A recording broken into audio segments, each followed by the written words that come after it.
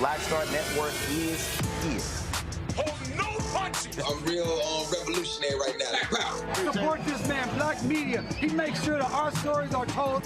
Thank you for being the voice of Black America, Roland. Stay black. I love y'all. All momentum we have now, we have to keep this going. The video looks phenomenal. See, there's a difference between Black Star Network and Black-owned media and something like CNN. You can't be Black-owned media and be scared. It's time to be smart. Bring your eyeballs home. You dig?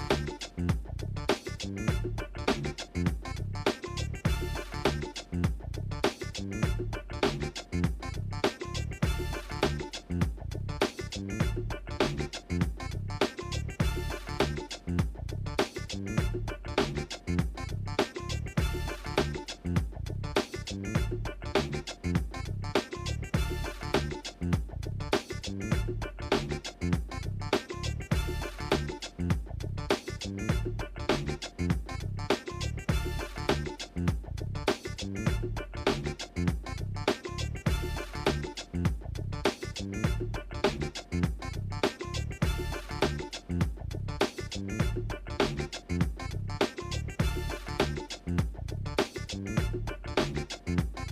is Thursday, March 21st, 2024. Coming up on Roland Martin Unfiltered, streaming live on the Black Star Network. The Tennessee Senate has voted to dismantle the Tennessee State University Board of Trustees, giving the power to Governor Bill Lee to appoint new trustees. We'll talk to one of the 6 people who oppose this measure. Alabama is the latest state to pass the bill targeting diversity and inclusion programs.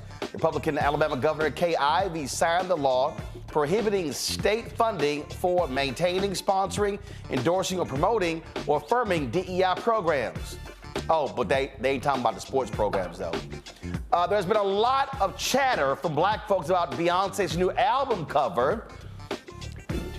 It's a lot of black people, clearly, who don't know nothing about black cowboys, black rodeos, and black folks and the U.S. flag in the South. We're going to break that thing down and try to help some folks out.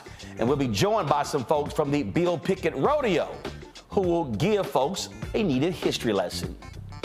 Rashad Robinson, who leads Color of Change, will be joining me in the studio to talk about his organization's latest initiatives. Plus, a black Kentucky state senator says she's been threatened with suspension because she's speaking for those who put her in office. Sounds kind of familiar to the brothers in Tennessee, huh? And the last Mississippi's Goon Squad has been sentenced to federal prison. We'll tell you how long he got. Plus, a victory for the family of the South Carolina woman who fought to keep her land from developers. We'll tell you about it. It's time to bring the funk. Oh, yeah, I'm rocking Gramblin's colors today. You know they had a big win in March Madness. It's time to bring the funk. I'm Roland Martin Unfiltered on the Black Star Network. Let's go. He's got it. Whatever the miss, he's on it. Whatever it is, he's got the scoop, the fact, the find. And when it breaks, he's right on time and it's rolling. Best believe he's knowing. Putting it down from sports to news to politics. With entertainment just for kicks, he's rolling. It's on go, roll, y'all. It's Roland Martin, yeah. Rolling with Roland now. He's funky, he's fresh, he's real, the best, you know he's Roland Martin now.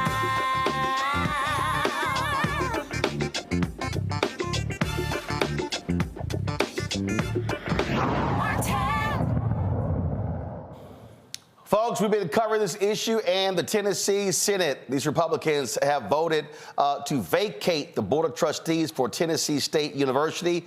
It was a 25-6 vote all along party lines, with all Republicans voting in favor of vacating and reconstituting the Board of Trustees. Tennessee State Senator Charlene Oliver joins us right now from Nashville. Glad to have you on the show. You know, first of all, I'm still trying to understand the reason for this. So the same folk who will not properly fund Tennessee State is complaining about them not having the money to fulfill all the needs of the students. Am I correct? You are 100% correct, Roland. As I said today on the floor when we voted on this, you can't sit there and decades after decades underfund our flagship HBCU, land-grant institution, and it's been documented with the underfunding, and then turn around and say that they're not doing their job and things aren't working because you haven't given them the resources to make sure that they can run this institution adequately. So it's crazy how they justify what they want to justify. And is that audit done yet? I have not seen the audit. I've been asking and asking. I want to be the first to see it. It has not been done. It's a forensic audit, which means that should the auditors find any malfeasance, which we don't suspect they will, this could come with criminal charges. So that is why this is so important, because we know that it's been documented in other previous audits that they have not been able to find anything.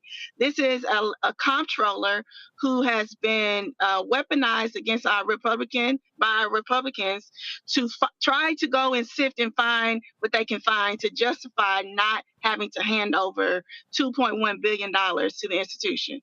See, this is where I'm confused. So where I come from, you order an audit and you wait to get the results of the audit back, and then based upon those results, then you make decisions. It sounds to me like they've decided the outcome of the game before you finish the third and the fourth quarter.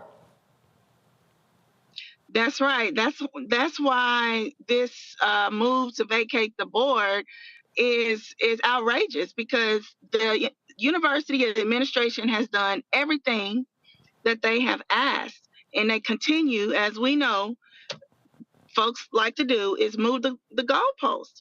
So they are hell-bent on their agenda to make sure that they put folks on that board that they can control and who can control the money should they allocate the rest of their owed. The other thing that is that is strange here is that these are the same people who have been ticked off that Tennessee State has had an explosive enrollment, and they've been questioning, well, why all of a sudden these kids go on Tennessee State and not our other schools? Well, there are reasons for it. And so this is also the danger I keep warning everybody about. The attacks on DEI, the attacks on CRT, the attacks on affirmative action, the attacks on all these programs, and I kept trying to warn people that our HBCUs that are public schools, many of them in the South, they are not safe because these are Republican legislatures that have supermajority control, and they can dictate what happens at these HBCUs. That is the danger here. That's right. That's right. And we have an attorney general who is leading the charge in the country against affirmative action, DEI, all kinds of attacks on Black folks. So we know what the play is here, but we should be telling our Black students to come home, come to HBCUs, and because we're going to not go where we're not wanted.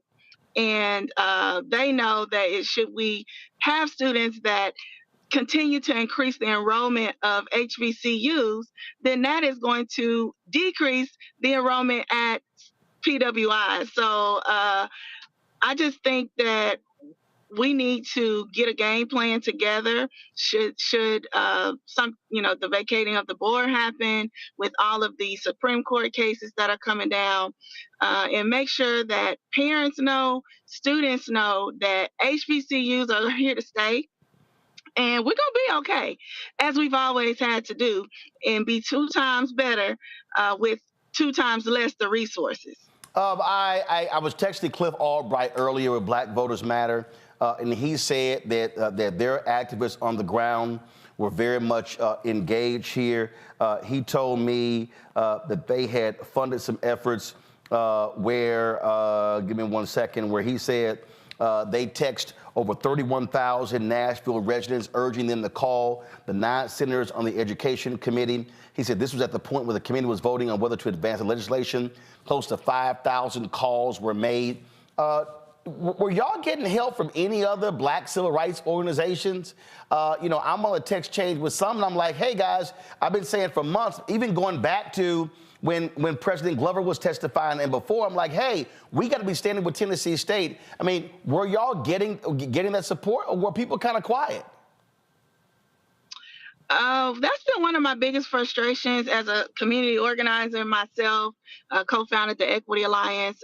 We know that there needs to be a public pressure campaign, and it hasn't been that way. That from what I've seen, a lot of TSU alumni has stepped up, but we need a national presence. We need folks to this should not just be a TSU problem. Right. And here locally on the ground, that's what it feels like. We need the larger Nashville community to rally around them, but also the larger national community to pick this up, the national media, like you have. Thank you, Roland, for keeping this at the forefront of the conversation. Where's the Urban League, the NAACP, and the National Black Caucus? Like, we need more people to have eyes on this, because we know that this Republican legislature, when the spotlight is put on them nationally, they start running like roaches. And so we need that public pressure, but we haven't seen it. Absolutely. Well, I'm sending a text to a bunch of these folks right now saying, hey, look, she's making the plea. They need the help. And need y'all to show up there. And so, look, we're going to keep doing it. This is why Black-owned media matters. We can't control what other folk do. We can only control what we do.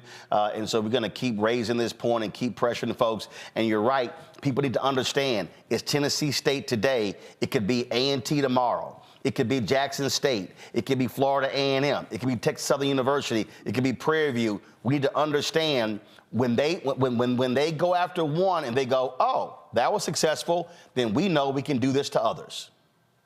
Yep. All right. We need a unified plan. Thank you, Roland. Senator Roland, we appreciate it. Thanks a lot. Thank you. Going to a break. We'll be right back with my panel right here on Roland Martin Unfiltered on the Black Star Network. I have something I want to tell you. I am running for president. Of the United States? Holy. I'm paving the road for a lot of other people looking like me to get elected. Brooklyn's first Black representative. You're about to make history. You want to be president? You ain't no man. Maybe we should find your mother. All you got is your one vote. You sound just like every other politician. Do I look like every other politician? Freedom! Truly, you can't win. And why can't I win? I have an opportunity to make a difference. This isn't a campaign. It's a joke. The only thing anybody's going to remember is that there were a bunch of black folks who made fools of themselves. See too much suffering. And I don't know how to not try. We're living it proud. Step by step. I don't think I'm special. I just want to remind people what's possible. We need something that's going to make some noise. The Black Panthers and Shirley Chisholm. It's like thunder and lightning. I'm going to force all the politicians to be held accountable. You're gonna do all that. School teacher from Brooklyn. Harriet was just a slave. Rosa was just a domestic. What is it you do for a living again?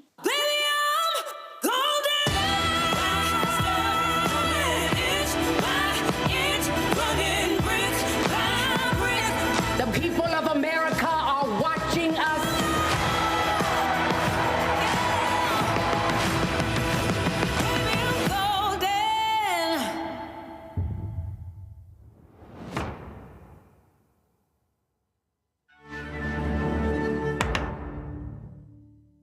This is Reggie Rock Piper. You're watching Roland Martin, unfiltered, uncut, unplugged, and undamn believable. You hear me?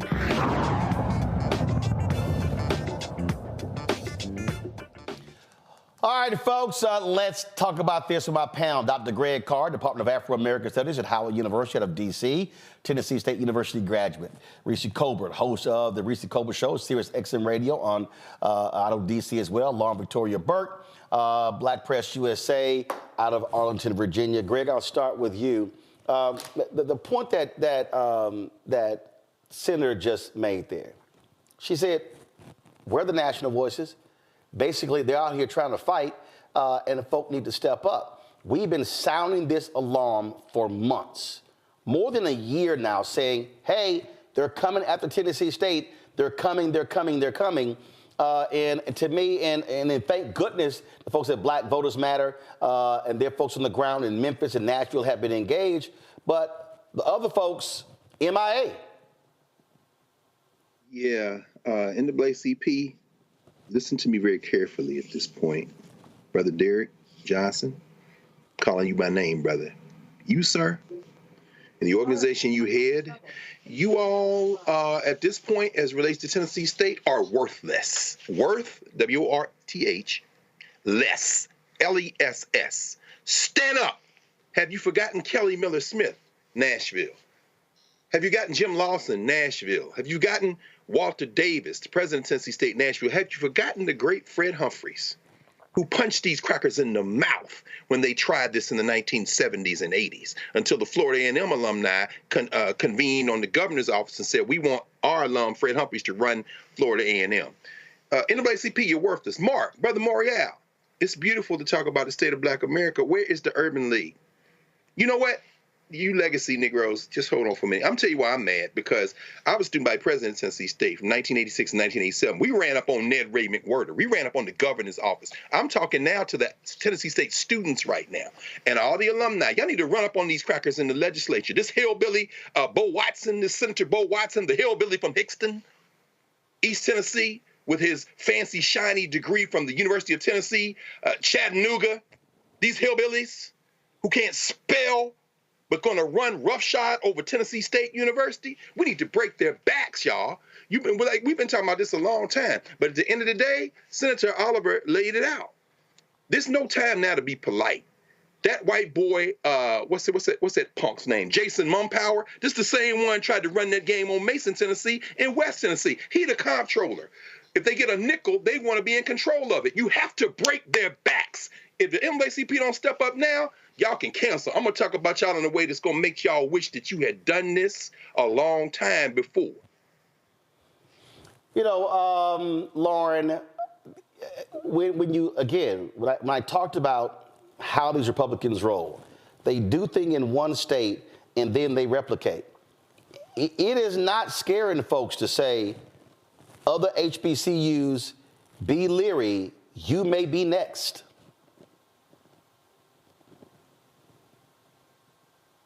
Obviously on CRT, they've done it with electoral matters. They have a game plan. I mean, basically the game plan is born from their $1 billion and $1 million donors directing them. They're on the same page and they're very organized. It's very easy to see it. And we shouldn't be waiting around for investigative journalists. I mean, Jane Mayer has exposed a lot of what's going on the voting issues. But something like this, once you see it in one state, you are bound to see it again and again. And obviously, most of the HBCUs, if not all of them, are in the South. So it wouldn't surprise me. They're definitely on a kick to set back the clock when it comes to race. And Donald Trump is the quarterback of that. And some of the things that we thought were unthinkable to see have wound back are getting wound back. And on top of that, it coincides with the fact that our civil rights groups are, I think, basically controlled by corporate influence to a point where they're not as focused on some of these issues that you'd think they'd be focused on right away as they should be. I mean, the fact that the Darryl George thing took forever for anyone to say anything, finally the Black Caucus kicked in, but it's kind of like these things are taking too long. The State of Black America thing, nothing against Mark Morial. I think Mark Morial is great, but that has been sort of rendered as an irrelevant moment at a time when it should be really relevant. So the timing of the Black legacy organizations being very quiet in these moments is extremely bad. I mean, we're dealing with Donald Trump here on the horizon, and there's just not a whole lot of energy or activity. And that interview you did last week with the BLM person where it was word salad city and you couldn't figure out, we're writing essays or whatever that was, that ain't going to cut it either. So there's clearly something that is wrong. I think it requires some sort of meeting of the minds and some planning, some institutional planning with these organizations, because you can see that on the right, they are now going for things that, again, we didn't think that they would go for. And they're trying to dismantle things and wind back the clock 50 and 60 and 70 years.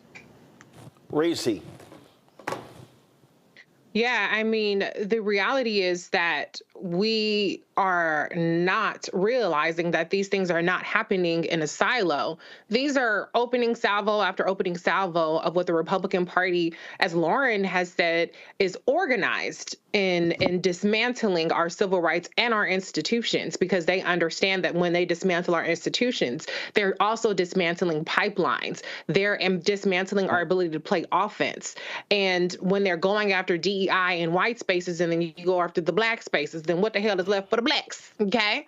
So I think that people really need to wake the fuck up and realize that this is a red fire alarm. We saw more energy about, what was his name? Ed Reed, who got fired from Bethune-Cookman as the coach, and it was all up in arms. It was all over, trending all over. Everybody was debating about how, all kind of shit. But then we don't really hear a peep about this. And to your credit, Roland, you have been talking about this for a long time. This show on Thursdays, we've talked about it many times, but people, it's still not clicking. And I don't understand what it's going to take for it to click. I think it's fine to do all the celebrations and celebrate Black history and women's history and Black excellence and all this other kind of shit. But our institutions are falling apart right before our eyes. Actually, not falling apart. That's not even the right word. It is being dismantled right in front of us. And we're not even playing defense, let alone some damn offense. So this is very troubling. And I don't know who they're going to put in there, but if it's anything like that HBCU white man president who just got reinstated after allegedly bullying a Black administrator to the point where she committed suicide, then damn, we in some deep shit. I'm going to speak to that in a second. For instance, and we talked about this then, when the story came out that showed that Tennessee State, when the committee determined they had been underfunded some $500 million. Now, for people to understand, this is the story right here. This was where the Governor Lee responded to that, okay? And of course, look, they've been neglected for so long. He gives this report. He said they plan to fulfill their commitment to Tennessee State. Now, here's what's interesting. You see the quote here.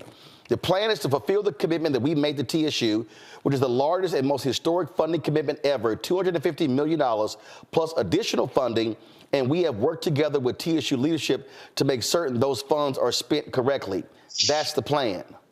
Now check this out, y'all. I want y'all to understand that statement. You see that? We have worked together with TSU leadership to make certain that those funds are spent correctly. That's the plan. Now, it was $500 million. He says we're going to do 250. Guess when the white Republicans started questioning Tennessee State? After they asked for the $500 million. After they said we'll give the $250 million. Now, mind you, up until this point, they didn't give a damn about TSU. They're like, okay, whatever. But all of a sudden, what are these enrollment problems? What are these housing problems? All these things. All of a sudden, because then it was, y'all asking for all y'all money. And I was saying then to Black leadership, why are we not there standing with them saying, where's the money? We want the full $500 million. Yeah. The Biden-Harris administration came out showing how many land grant institutions, HBCUs, have been underfunded. Black leadership, where the hell are y'all? Why are you not saying? We're talking billions of dollars. Billions of dollars. Silent. Greg, go ahead. Oh, no, this is a much deeper problem. These white nationalists have always been attacking our HBCUs behind the cotton curtain, particularly the public ones that are in state capitals. Jackson State in Jackson, Florida A&M in Tallahassee, Tennessee State in Nashville. Tennessee State is the public institution in Nashville. What they have always wanted to do is take that university over so that their hillbilly friends can get degrees cheaply who work in government and work in the state capitol. This is a cycle, in other words. You go back to the 1960s and 70s, the threats to merge Florida State with Florida A&M. Every cycle you hear this business out of the hillbillies in the Florida legislature. In Mississippi, we see what those punks have been trying to do and have done to Jackson State over the years. In other words, this is a cycle. I'm bringing it up for this reason. Tennessee State has always been able to beat this back through the force of the community and political leaders. But this is why I say what you're raising is so very important, Roland. We're in a moment now in Black America where the American Negro has unilaterally disarmed. The Black petty bourgeoisie, the Black elite, have been so deeply and thoroughly integrated into the American idea that they don't want to threaten anyone. As Lauren has said, you got money coming in. So the idea is now to emphasize diversity, by diversity meaning heroic individuals in individual places, not institutions. And so as a result, they're not going to make any noise.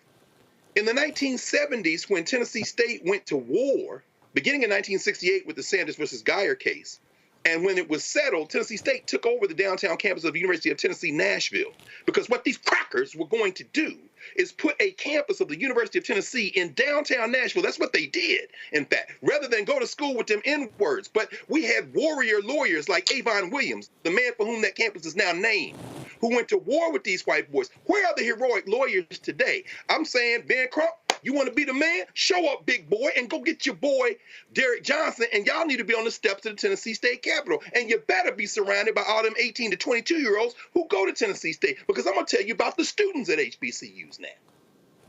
The spirit of standing up to these crackers is still there, but it isn't the minority now. Why? Because they're giving out internships. And everybody looks nice in their suit, in their dress. And black excellence means representation. It does not mean forceful resistance. We are at a moment now where these white boys are rallying for their last cry, and I invite them to, as they're not having babies and as they die, the death bleat. This is the death bleat of the Jason Montpowers of the world. This is the death beat of punks like the governor, Bill Lee. This is the death bleat of people like the hillbilly from Hickson. The death bleat is not to be feared. We got to roll over them. One more final thing to my friend. And, you know, Brother Johnson is my friend. That's why I'm mentioning him. The great Dory Ladner made transition last week. Dory Ladner, sister of Joyce Ladner. Dory Ladner, one of the SNCC workers. Dory Ladner, one of the forces in civil rights. Dory Ladner, she and her sister Joyce were put out of Jackson State for their civil rights activity and ended up going to Tougaloo, where, among many other things, they joined a force that brought you into the movement. Derek, do you remember? They brought you in, brother. Don't disrespect the legacy of your elders and your ancestors. It's time to stand up now, because Medgar Evers would be on the front line. Where are you? Just so y'all understand how we expand this, go to my iPad. The Biden-Harris administration announced this in September. State-run land-grant HBCUs are owed more than $13 billion. This came, and it was right here. Land-grant, historically black colleges and universities have missed out on more than $13 billion they should have gotten in the last 3 decades or so, according to letters that were sent by Education Secretary Miguel Cardona and Agriculture Secretary Thomas Vilsack. The letters went to the governors of Alabama, Arkansas, Florida, Georgia, Kentucky, Louisiana, Maryland, Mississippi, Missouri, Oklahoma, South Carolina, North Carolina, Texas, Tennessee, Virginia, and West Virginia. They, citing data from the National Center for Education Statistics, said the money, quote, could have supported infrastructure and student services and would have better positioned the university to compete for research grants. And those HBCUs, quote, will be much stronger and better positioned to serve its students, your state, and the nation if made whole with respect to this funding gap. And I've heard little from national civil rights groups. I've heard little from a variety of black elected officials. And so here's what I want to know. If all of these black organizations are supposedly representing black people, which black people? Because surely, folks would be blowing my phone up saying, can we get on to discuss? Can we get on to discuss our rallies? Can we come talk about our protests? Can we come on and talk about our campaigns? So what the hell are all these groups doing? And I'm going to expand this beyond black civil rights groups. I'm going to also challenge Divine Nine. Where are you on the $13 billion? I'm going to say Prince Hall Mason. Where are you on the $13 billion? Eastern Star. links, black church, black clergy. Where are you on the 13 billion? Come on. I'm going to say specific. Reverend Dr. Jerry Young, president of the National Baptist Convention USA. Come on. Where are you? Why are y'all silent? And you right there in Jackson, Mississippi, with Jackson State. Yes, sir. If black organizational leaders are unwilling to stand up and fight on behalf of black people, resign and get the hell out of the way. And allow a new generation of leaders who have the intestinal fortitude, who have the willingness, who have the fight, who have the gumption, and who have the integrity to actually fight on behalf of black folks. Y'all are on notice. Go to the break. We come back. It's clear we got other black people who don't know nothing about black people in history in the South and rodeos.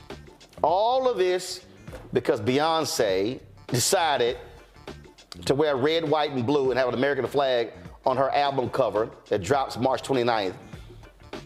We're going to explain this culture that too many people clearly know nothing about. That's next on Roland Martin Unfiltered on the Black Star Network. Support us in what we do by joining our Bring the Funk fan club. Send your check and money orders to P.O. Box 57196, Washington, D.C., 20037-0196. Cash App, $RM Unfiltered. PayPal, R Martin Unfiltered. Venmo is RM Unfiltered. Zelle, Roland at RolandSMartin.com. Roland at RolandMartinUnfiltered.com. We'll be right back.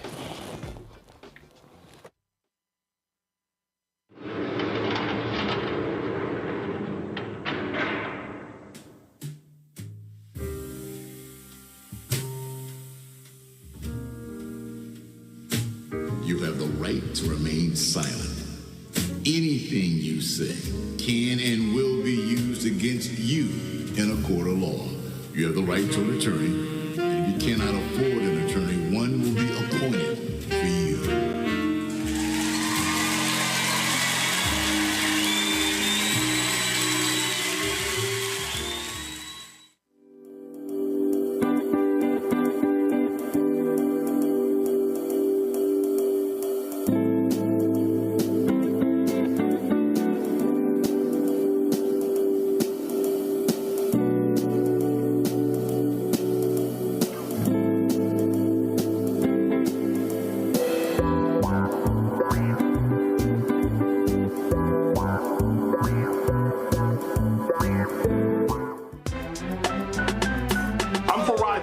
Live from LA.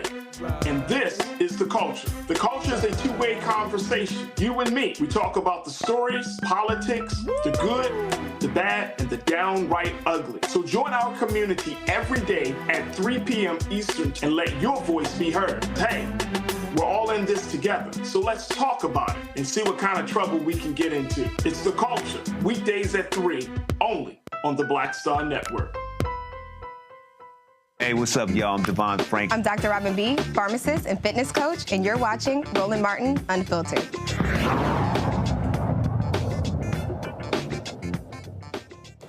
So Beyonce announced she's dropping Cowboy Carter on March 29th, and this is the cover image that was released. Well, people, of course, initially were hyped about this album. Then all of a sudden, then the folks start talking. They started talking about why is she holding that flag and why is she wearing those colors? And they started going on and on. First of all, not realizing that the colors that she's actually wearing, that's the Texas flag. And she, of course, is a native of Houston. Daddy from Alabama, mama from Louisiana, but she's born and raised in Houston. And then you see her, again, holding that flag. Well, it led to a lot of folk talking on social media about this. Then led to others trying to educate people on the history of, one, black rodeos, educate them understanding the history of country music and black folks in the South. And so I said, you know what? Well, we're going to have a conversation, since others are afraid to have it, so we can understand all of this. And so let's get into this right now. Joining me is the first African-American female rodeo announcer and the voice of the Bill Pickett Rodeo, Cynthia Villery from Pearland. Glad to have you here. And of course, from LA, Margot Wade LaDrew, Bill Pickett Invitational Rodeo's National Development and Sponsorship Director. Glad to have y'all both. Margot, I'll start with you. Again, a lot of these folks who ain't from the Southwest, who from the South, who don't know nothing about black folks, rodeos, cowboys, horses, I'm seeing them comment. And so they really don't understand that the image that of Beyonce on the cover, you see that image at black rodeos all the time. Absolutely. Walk us through that. Well, it's America. Number one, rodeo has always been around and a part of black culture. 1 in 4 black cowboys were black.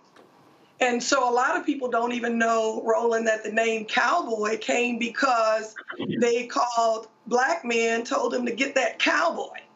So it was a derogatory term. And then once they started making the John Wayne movies and all the other things, cowboy became hip, and it was that macho thing. And so then they started doing the cowboys and Indians and all the movies, and people looked at cowboys in a different light. Knowing that that name originated it from black men working on the ranch. And at Bill Pickett Invitational Rodeo, we do the American flag because this is America. We also do our African American flag because we are devoted to African American cowboys and cowgirls, and it's important for us to show their history, what the flag means, and their culture. Cynthia, I want to go to you because for those who, look, I'm from Houston, and the Houston Livestock Show and Rodeo is the largest in the world. We always remembered the trail rides as folks were coming into the city, getting ready for the parade. And so it was, look, I grew up in Clinton Park in Houston. It was nothing driving down Fidelity Road and seeing black folks coming up and down the street on their horses. So that ain't nothing new to black folks. And so what Beyonce is showing on that cover is what many of us grew up seeing. Absolutely, definitely. I'm a third generation. So like I always talk about, it's in my blood. It's normal for me. You know, you can go up and down Cullens, Scott Street, or wherever, and it's normal to see somebody on horseback and not even having a trail ride. So having rodeos as large as the Houston Livestock Show and Rodeo to having backyard rodeos are normal. And so with the Bill Pickett Invitational Rodeo, we have traveled and we're celebrating our 40th anniversary, where we have entertained millions about the black cowboys, the black cowgirls, a culture that's normal. And going through this, oh my gosh, Roland, you wouldn't believe when we go to different cities, they're like, oh my God, you guys are real. Can I touch a horse? Can I touch a cow? I've never seen it. I've never seen real cowboys and cowgirls. And so for us to be able to do that over 40 years, going through what we went through and still pushing through and being the first among many things, that says a lot. I'm gonna go to a panel here with questions, but I want to go to Greg first. Greg, I know you got some book behind you dealing with this, so I mean, I ain't even go one of that. But I'm sitting here, Greg, and I'm looking at these folks, and they're sitting there going, "How dare she hold that flag, what it represents?" Not realizing that black folks said, we built this damn thing, and the flag has represented a difference to us as well. And black folks have not been silent about that. And so we've always had a different perspective when it comes to the flag. But you had black soldiers who fought, and they just said, I fought for a country that did not love me because the hope was for it to love me. I'm sure you saw a lot of this back and forth on Twitter and other platforms, Greg. Just share your thoughts. Thank you, Roland. And yeah, you're right, man. I got books and books and books and books and books about this. I am glad to see the Pan-African flag, and that's not an African-American flag. You see one right there. The red, black, and green is the flag of Africans worldwide. So I'm glad to see that in the parade. Beyonce, the people in the rodeo, and everyone in the entire world can keep that red, white, and blue flag as far as I'm concerned. But that's my personal opinion. And we all know that Beyonce and her husband are very good at pantomiming controversy, but they're not going to get into any real controversy, but they're going to make all the money. So I'm not mad at Beyonce. She has perfected that. If the Hive wants to come from me, please do. Now, as it relates to that relationship, you're absolutely right, Roland, as our friend and brother Gerald Horne reminds us, and even in the latest in the book, The Counter-Revolution of 1836, black men got involved in the military because it was a way to fight for liberation. More black people fought for the British and or ran away than fought with George Washington. We joined the Civil War because we fought our way out of enslavement. And as both our guests, Sister Valerie and Sister LeDrew, have said, when we see the cattle culture of the West, we understand that African people were there not because we chose to get on boats, where we had all of those cultures in West Africa, but we brought those techniques with us. And in fact, these Europeans, as they were displacing the Native Americans, Gerald says we were on the wrong side, by the way, but it was our only choice. Now, when they had a choice, they went into places like Nacimiento, Mexico. They went and left the United States of America. Our fidelity is to our communities, and it's complicated, whether it be Juneteenth, all of these things. But, I'm interested in hearing y'all's thoughts about this complicated relationship between people of African descent in a settler state, because they're displacing the Aboriginals, and we had a different relationship with the Indians than they did most often. Lately they've fictionalized it with Bass Reeves, but there's some of that. And also when it comes to Beyonce finally in country music, I'm from Nashville, where the great DeFord Bailey lived, who was the black man on the stage at the Grand Ole Opry. When I think of country music, I think of the banjo, an African instrument. I think of the elders who trained everybody from Mabel Carter to Johnny Cash and Little Bill Dickens and all those pickers. And I think about the sound of Africa in country music, the blue notes, the songs, the lyrics about love and loss and community. How do y'all think we should grapple with this very complicated legacy, which isn't really, as far as I'm concerned, about patriotism as much as it's about self-determination? And when people try to claim it, how should we represent ourselves in this tradition, which isn't a kind of monolithic tradition? Do you have some thoughts on that? Well, for me, just to say in reference to country music as a whole, it did come from Black people have always done country music. As a matter of fact, when Bill Pickett started in 1984, our late founder, who passed away, was a big concert promoter. And so he knew the value of music and all types of music. And from day one, when the Bill Pickett started 40 years ago, we introduced Black country singers all across this country because it was important and it was a part of our culture. And so we've always done this. And a lot of people don't even realize we've heard Herb Jeffries that has been a part of our rodeo when he was alive, performed, been a part of it. And of late, Money Long, who's one of the #1 R&B pop singers now, when she was Priscilla. She performed at the Bill Pickett Invitational Rodeo in 2018 when she introduced her Colored album. And there have been so many artists that have come through the Bill Pickett Rodeo because we were the ones that gave them the opportunity to be able to show their talents, to sell their CDs, sell their tapes at our rodeo. It was the same thing. I just have to do a little bit of history here. When Bill Pickett started in 1984, our cowboys were not really allowed to do any of the other competitions because they didn't have the funds, a lot of them. They weren't let in, and a lot of people said that they didn't have the talent. Well, Lou started it because he wanted to make sure that people knew the history, #1. #2, to showcase and give our African-American cowboys and cowgirls an opportunity to learn, hone their skill, and show people all over this world that there are real Black cowboys and cowgirls. And so we didn't go to the Texas and the Oklahomas and all those. We went to the urban, the Chicagos, the Atlantas, you know, places where our little Black kids never got to see a real Black cowboy or cowgirl. Yes, yes, thank you, thank you. Cynthia, you want to go ahead? Cynthia? Yes, I'd like to circle back because we've had artists like Miko Marks from the Bay Area. But when I started, I've been with the Bill Pickett Invitational Rodeo 37 years. We had Jay Mason, who used to come to the rodeos and sit up there with his guitar and sing before we even had cassette players to play music. And he would sing live and travel with our rodeo from city to city. So introducing a culture we've always had. Right. We always have. We've always made it important when it comes to the Bill Pickett Invitational Rodeo.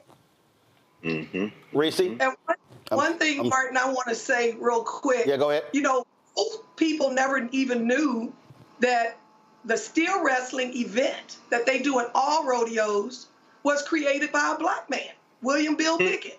Until Bill Pickett Invitational Rodeo started in 1984, and we started educating people, then all of the other rodeos had to then tell the truth because they could no longer just act like it was just a regular event.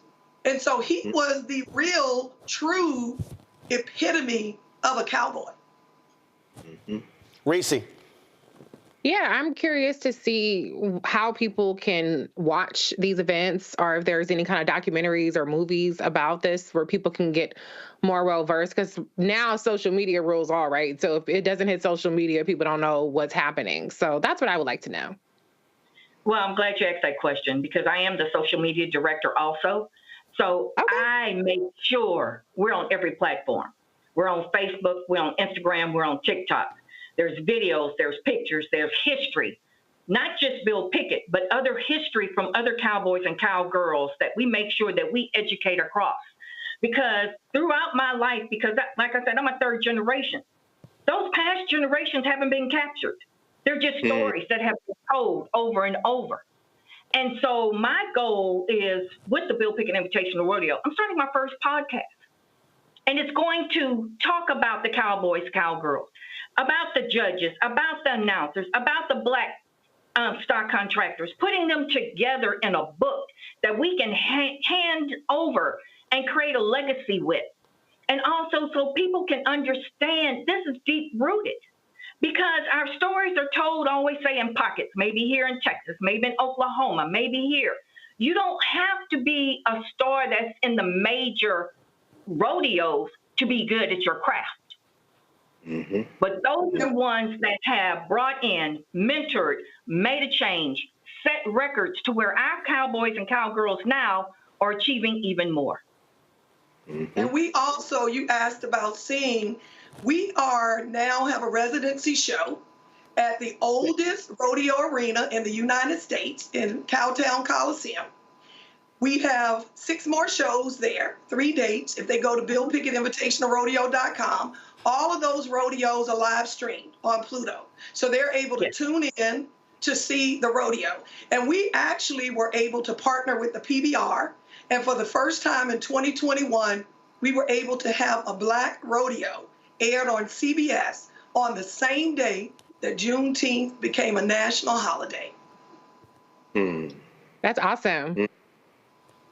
And then also to add to this, you know, besides being the first to be on CBS, okay, the first African-American rodeo to be in Las Vegas, and we've been there 3 times.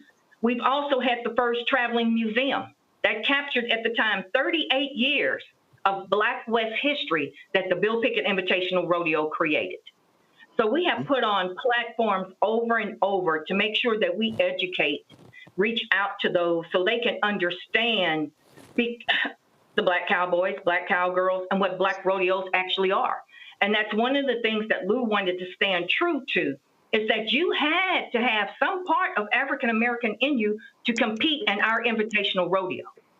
Because we weren't in the history books. We weren't in the movies. You know, we weren't there. So he wanted to make sure we had a platform where our story could be told. And Roland, you guys may not know this, but we now have a female president, producer of this rodeo. This is a white male dominated industry. And when her late husband passed, she took it over. She changed the dynamic. This rodeo is run primarily by African American women, and we have taken it to another level. And we are just excited to continue, and we are in the process of planning, teaching, training young ones underneath us so that we can continue this legacy. And when we're gone, that people can look back and see the history and the rodeo and what was created to educate our people. Lauren, go ahead. Sorry. I got to counter Dr. Carr a little bit. Dr. Carr, I'm thoroughly enjoying watching a black woman on a white horse with a big flag looking powerful on a record cover. I mean, I love it. I think it's great. I'm thoroughly enjoying everybody complaining about it, everybody bitching about it, because at the end of the day, it's a power pose. That's what this is. It's a new John Wayne pose. It's an update to all the powerful cowboys we had to watch when we were kids, and she has updated that and then taken the flag of the country and used that as a prop. I wish she had a sword in the air and with like money flying in the air. Then it would be completely perfect. And I just want to ask the ladies, I just want to ask the ladies, do you think you'll see a spike in attendance as a result of her sitting on this horse and blowing? You know, the album is going to blow up. It's going to totally blow up. So I wondered if you've had any contact with Beyonce's people. I mean, I wish she would pay tribute to people like DeFord Bailey and Leslie Riddle. Leslie Riddle is the guy. But here's the deal, Lauren. We don't know. She's already said there are going to be some surprises on this album. So we don't know who's going to be featured. And look, here's the deal. Ever since she dropped Texas Hold'em in 16 carriages, you've seen a number of people now highlight other black country artists. And you've seen folks go back and actually talk about the history. And I think Leslie Riddle is going to come up in that conversation. We've also seen a lot of white folks on TikTok dancing to that first song in cowboy hats. So I think it's going to be a big success. So ladies, I just wonder if you think you're going to see an uptick in activity around what you're doing. For us, the last 3 years, our rodeos. we have sold out every performance. Right. Where this year we're adding additional. When it was during COVID, and we could not rodeo, our social media pages continued to grow. Absolutely. Because we didn't stop. We continued to educate, continue to letting everyone know who we are.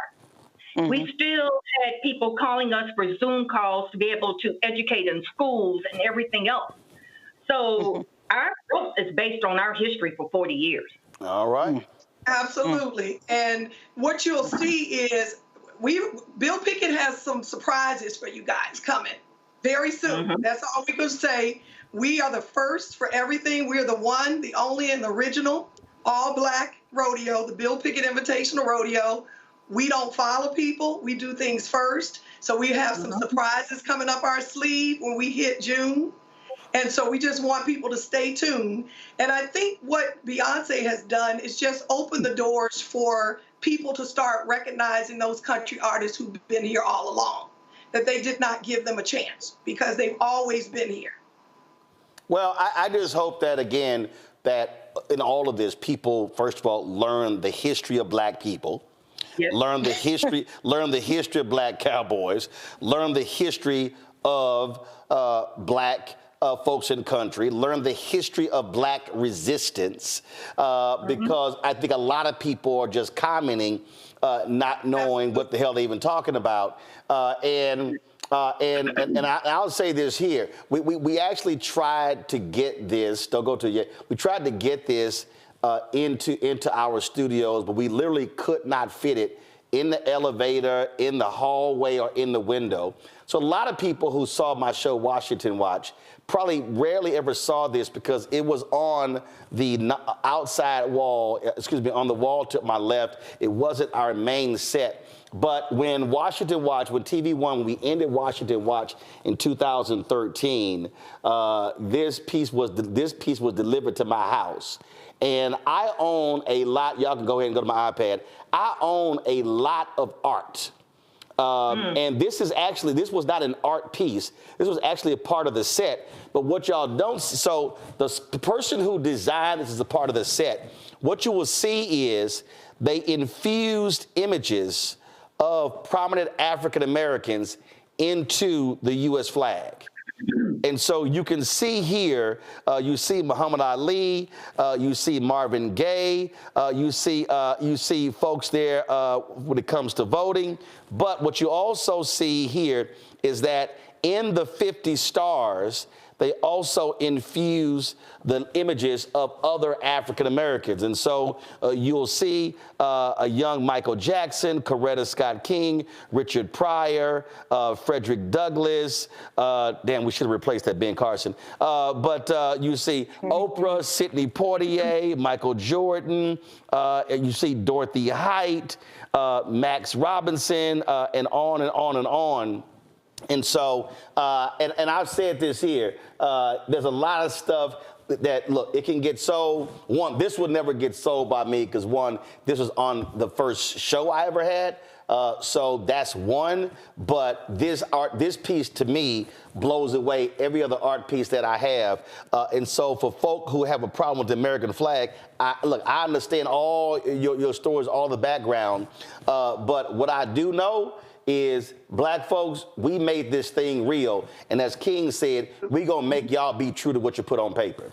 So I look forward. So when is so you said the Bill Pickett Invitational. I'm on your website right now. So how many cities are you in? I see Memphis, Oakland, LA, and Atlanta. DC, and we have our finals. Say it again. Which has already happened, and we also have 4 dates in Texas. So when are y'all in DC? The third weekend in September. Third weekend in September, but you kick things off. When do things kick off? What's the first date? It was in January. We did Martin Luther King Rodeo in Denver. Got it. So when's your next one? We had our next rodeo is coming up in Memphis on the 13th. So we will be in Memphis, and then from there. 13th of what? 13th of what? April. Got it. April. So Memphis, April 13th, then after that? We're in Fort Worth. When? The 18th. April 18th? Of May. Okay, May 18th. May 18th. Then we're in Los Angeles and Oakland the 2nd and 3rd weekend of July. They're back to back. We do a 2-week run then. Okay. Then we go to Atlanta the first weekend in August. Then we're back in Fort Worth the 3rd weekend. I think it's the 20th of August. Then we do our finals in September. Okay.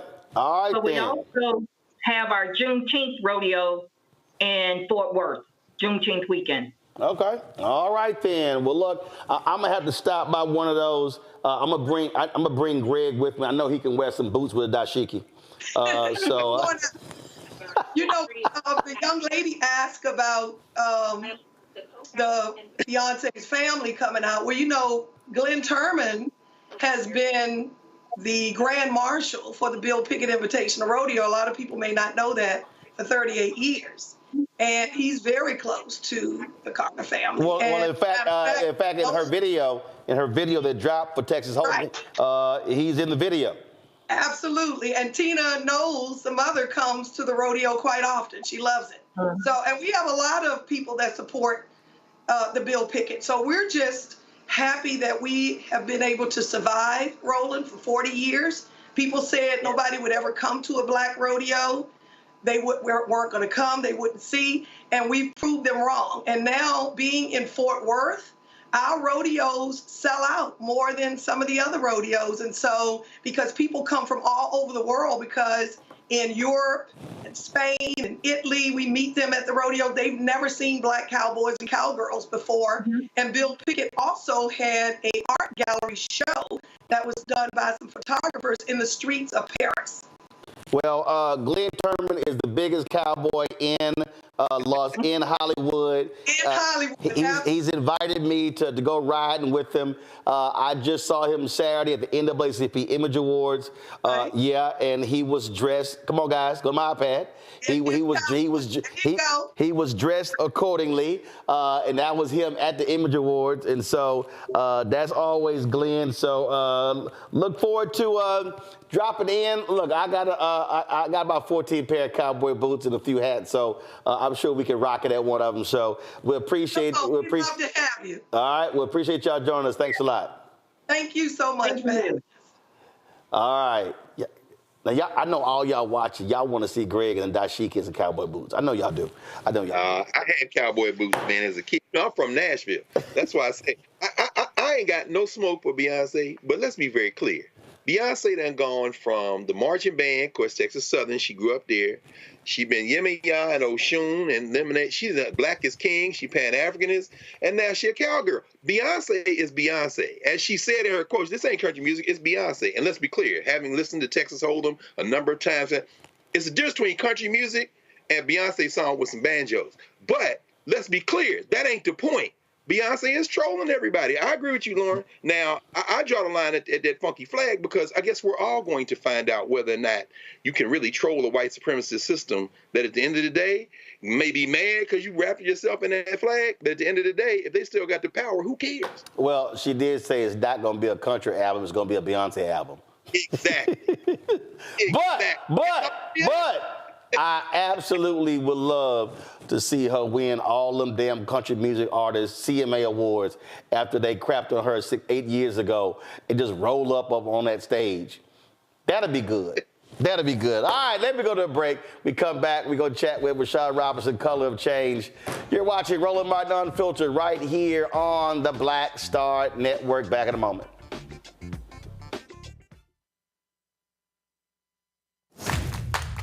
I have something I want to tell you. I am running for president. Of the United States? Holy. I'm paving the road for a lot of other people looking like me to get elected. Brooklyn's first Black representative. You're about to make history. You want to be president? You ain't no man. Maybe we should find your mother. All you got is your one vote. You sound just like every other politician. Do I look like every other politician? Truly, you can't win. And why can't I win? I have an opportunity to make a difference. This isn't a campaign. It's a joke. The only thing anybody's going to remember is that there were a bunch of black folks who made fools of themselves. See too much suffering. And I don't know how to not try. We're living it proud. I don't think I'm special. I just want to remind people what's possible. We need something that's going to make some noise. The Black Panthers and Shirley Chisholm. It's like thunder and lightning. I'm going to force all the politicians to be held accountable. You're gonna do all that. School teacher from Brooklyn. Harriet was just a slave. Rosa was just a domestic. What is it you do for a living again?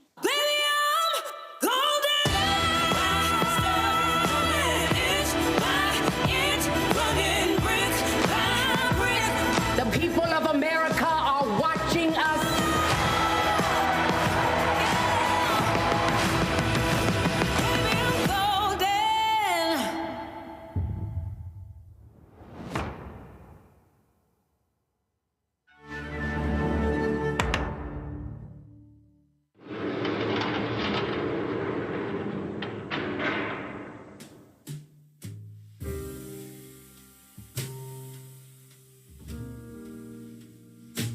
You have the right to remain silent. Anything you say can and will be used against you in a court of law.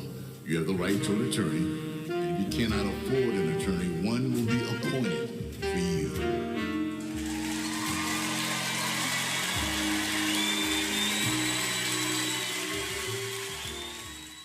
actually called me. And she said, do you remember us having an argument in the studio, whatever. And I said, no, not really, because we never argued in the studio. And she said, well, there's this piece we found, and can you come over and watch it with me? And I said, sure. And I went over and watched it, and I loved it. I just started laughing. I said, this is great, Janet.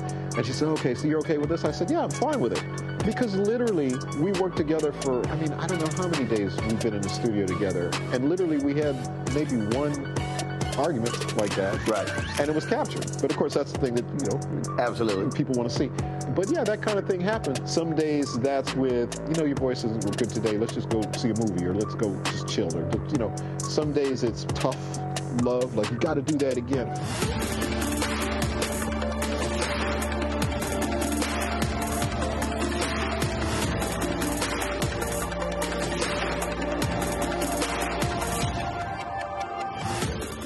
Next on the Black Table with me, Greg Carr. Democracy in the United States is under siege. On this list of bad actors, it's easy to point out the Donald Trumps, the Marjorie Taylor Greens, or even the United States Supreme Court as the primary villains. But as David Pepper, author, scholar, and former politician himself says, there's another factor that trumps them all and resides much closer to many of our homes. His book is Laboratories of Autocracy, a wake-up call from behind the lines. So these state houses get hijacked by the far right, then they gerrymander, they suppress the opposition, and that allows them to legislate in a way that doesn't reflect the people of that state. David Pepper joins us on the next Black Table, here on the Black Star Network. On the next, A Balanced Life with me, Dr. Jackie, beware the generational curse. They're everywhere, in our families, in our workplaces, and even in our churches. It's like a minefield, identifying the curse and knowing what to do about it. When we're talking about generational patterns, oftentimes we get locked into those patterns because we don't want anyone to say, oh, you acting brand new, or you doing something different from how this is how we always did it. It's okay to do something different in order to get the results that you want to see in your life. That's next on A Balanced Life on Black Star Network. Grow your business or career with Grow with Google's wide range of online courses, digital training, and tools. Gain in-demand job skills with flexible online training programs designed to put you on the fast track to jobs in high-growth fields. No experience is necessary. Learn at your own pace. Complete the online certificate program on your own terms. Stand out to employers, get on a path to in-demand jobs, and connect with top employers who are currently hiring. Take one professional career certificate program or all 6. Earn a Google Career Certificate to prepare for a job in a high-growth field like data analytics, project management, UX design, cybersecurity, and more. All professional career certificate programs must be completed by December 31st, 2024. Scan the QR code to complete the application. There are 1,000 scholarships available. Grow with Google and J. Hood and Associates. Be job ready and qualify for in-demand jobs. I'm Dee Barnes, and next on The Frequency, we're talking about the rise in great Black literature and the authors who are writing it. Joining me will be professor and author Donna Hill, discuss her writing journey and becoming a best-selling author. I always was writing, but I never saw anybody that looked like me in the books that I was reading. Plus, her work with the Center for Black Literature and next year's National Black Writers Conference. That's right here on The Frequency on the Black Star Network. Hey, what's up, y'all? I'm Devon Franklin. It is always a pleasure to be in the house. You are watching Roland Martin Unfiltered. Stay right here.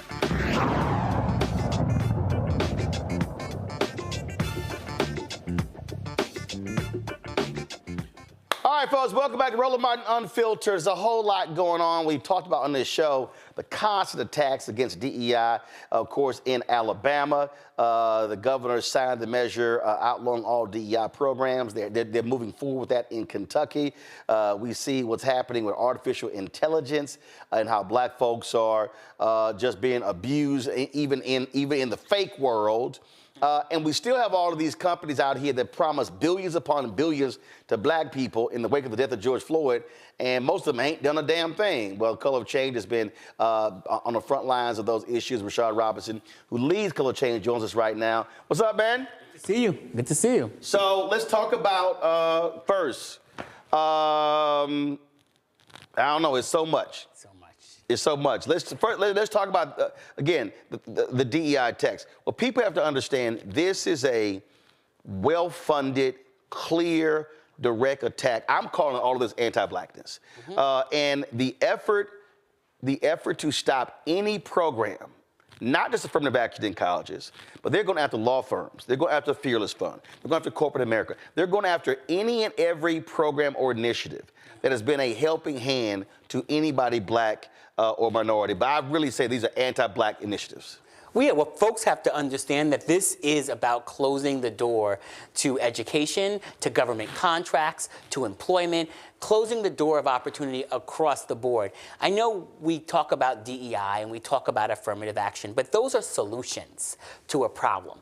The problem is unearned opportunity, unearned access, privilege, all of those sort of things that allow for people to get things, to allow white people, to let white men in particular, but white people across the board to get things that they haven't actually earned, right. While we're fighting over crumbs.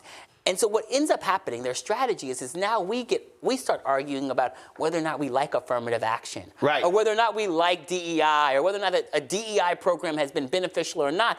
These are solutions. Perhaps they haven't always been the best solutions, but at the end of the day, what they're closing off is any solution to dealing with the problem. We have to focus on the actual problem, and then we also have to focus on the people behind it and their enablers. Yep. And so part of what we're doing at Color of Change is really going to be focusing on the funders, the people who are funding this, the people who are supporting it, the donor advised funds, these folks who get together and pool their money through Fidelity or Goldman Sachs and other places and want to be private and in secret, right, and are funding these efforts and then want to play in polite society, want to serve on board of directors for cultural groups, for black organizations, want to be in spaces where they are sort of playing both sides, and we can't have that anymore. It was sort of like what many of these companies were doing who were funding ALEC. Yes. Well, this is exactly. We would tell black people, we would tell ALEC that you can't come for black folks' money by day and want us to buy your products or use your services and then take away our vote or make us unsafe through stand your ground laws by night. And, this is what actually sort of has to happen. Because, I think we've gotten really focused on, they're chipping away, and it will be DEI today, and it will be something else tomorrow, and it'll be something else. And this all, right, is connected to the attacks on books in our schools, attacks of coursework. All of those things are connected. Yep. It's about erasing us, silencing us, and then closing the door to opportunity. Well, look, Christopher Rufo made it clear. Hey, we want to do this, and we want to put everything under, basically anything that's brought up, they want to attach woke, CRT, DEI to it. So basically, again, all anti-black. He made it clear. That's in the minds of folks, really white folks, when it comes up, they want to see that they want to put everything under that banner, suing to keep the money from black farmers. Now, Stephen Miller, these folks now trying to support this one writer, this white guy in Hollywood. 90% of all writers in Hollywood are white. Yes. Oh, but all of a sudden, I can't get a job because they told me they had to hire some less talented people. Yes. I mean, come on, man. And here's the thing about that. We should be suing these companies, because the fact of the matter is that the reason why all of these writers' rooms are so white is because of policies and practices that are deeply discriminatory. Right. We've done over the years, we've done a number of reports on Hollywood, and we have one coming out in August that's going to look at all the crime TV shows and looks at the representation of race and crime. It's the second one in a series we've done specifically on this called Normalizing Injustice. When you look at the crime TV shows, and these are shows about cities. There are shows about race. There are shows about how democracy in those cities work and about activism and so much more. You will look at some of these writers' rooms and they look less diverse than the Republican caucus. And they are supposed to be writing and doing engagement about telling the story. And the fact of the matter is Stephen Miller is suing, and then they put us into a situation where now are we defending this company against this? And so I think we have to be honest that some of these corporations, we've allowed them to get away with too much. We've allowed them to say that they're doing DEI. We've allowed them to say that they're fighting for diversity when in fact they're not. And so this is both about holding those who are coming after these programs accountable, but also holding these folks who have been leveraging these programs accountable. AI. We're seeing how racist AI has been. We're seeing, and of course, we keep trying to say, well, the folks who are programming are white, so it's no shock what is going on. How have y'all been dealing with that? Because, you know, again, we're seeing that, look, this thing is taken off very quickly. And if we are not at the forefront right now, it's going to be a problem in the next, not 5 to 10 years, the next 1 to 2 years. Remember back in 2006, 7, 8, when people were talking about social media, and the only thing they said about social media was like, Obama, Arab Spring, it's going to open up all these opportunities. And yes, it does a piece of that, but there was no regulation. There were no rules. And when and self-regulated companies are unregulated companies. And one of the things you have to remember about what's happening in the technology space is that at the end of the day, the incentive structure is for these companies to make money at all costs. But that's any corporation, right? Our cars are not safe because of the benevolence of the auto industry. They're safe because they were forced, and there's Seat infrastructure, belts, and there's a windshield wipers. Absolutely, like in that you can get safety standards, and that if something happens, you have recourse. Our food in our supermarkets is not safe because of the benevolence of big ag. There's rules and there's accountability. When something goes wrong, there's a process, and somehow people can call themselves engineers, go out to Silicon Valley, build stuff that breaks us, that hurts our society, and there's no accountability. You know, when I testified before the House, the U.S. House of Representatives, on something called Section 230, which is this clause that allows for tech companies, tech platforms like Facebook and Twitter to be immune from a whole set of sort of things that are related to their business model, like ads that are forced, or the ways in which they make money that amplify hateful content and lead to all sorts of problems. This thing called Section 230, which allows tech companies to be immune. And one of the things we think about is like, you know, we have immunity for tech companies, we have immunity for police officers, we have immunity for all of these forces that hurt us, and at the end of the day, we don't have the recourse. So we actually have to change the rules that govern big tech. And so we've been really engaged. I testified recently before Senator Schumer's committee on AI insights. We are releasing kind of a platform called it's the second version of our Black Tech Agenda, which actually will look at a set of demands. But over the last couple of weeks, we've been engaged with the platforms because we can't wait on the federal government. And for years, as you know, we have been fighting these companies, leading boycotts against them, you know, going toe-to-toe, meeting with Elon Musk after he buys it, because government hasn't done anything. But I know the minute... Too slow.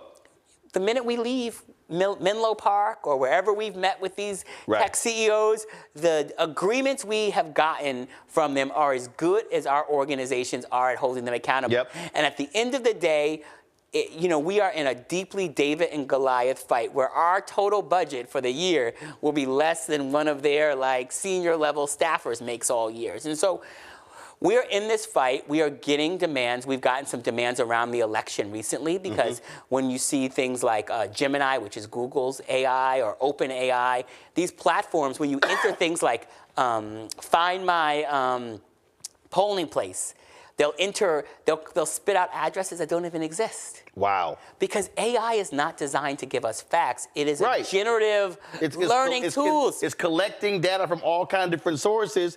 Then it's like, well, are those factual sources? Yes, and then it's creating a new idea. But if you actually have things that are just fact or fiction, that's where AI really messes up. And so these platforms are going to be really a problem if we don't get them to actually make agreements. And government is so far behind. We're just meeting. Well, that's why you had some, several lawyers used Chat GPT, whatever the hell it's called. Yeah. And it created case law. Yes. Yep. Didn't even exist. Yes. Yep. And lawyers and the judge came down hard. I apologize for using Chat GPT. Yeah. It literally made up cases. And that is the problem. So think about it in the medical space. Think about it in, you just mentioned the legal space. Think about it in all these places that can be deeply consequential for, and so the fact that we haven't gotten to a place, and I was just with, on Capitol Hill today and talking to members of Congress about particularly AI, and they're talking about innovation, and this is gonna stifle innovation. And I said, I go up to, heard that before. I go up to Silicon Valley, and I meet with tech CEOs, and they say things to me like, "Oh, this is going to stifle innovation." And then when they leave their tech campus, they get into their electric cars, which is all about regulation and all about innovation that came out of regulation. And I think it's crap, because at the end of the day, in this society, folks will find ways to make money based off of the rules that exist, and they will innovate. And think about all of the ways in which victories have been won in terms of climate change, and then the innovation that has flown, and the people who are making money as a result of it. The information environment that is crappy as a result of what is happening around AI, what is happening around mis and disinformation and amplification, it serves the billionaires. It serves the people in power. And, we're going to be obviously running a lot of campaigns, but what I know about this is that if the government doesn't actually put in rules and enforcement, we're just going to constantly lose, and we have to make this a priority. Hold on one second. Going to a break. We come back. Panelists get to ask questions to Rashad. That's next on Roland Martin Unfiltered, right here on the Black Star Network.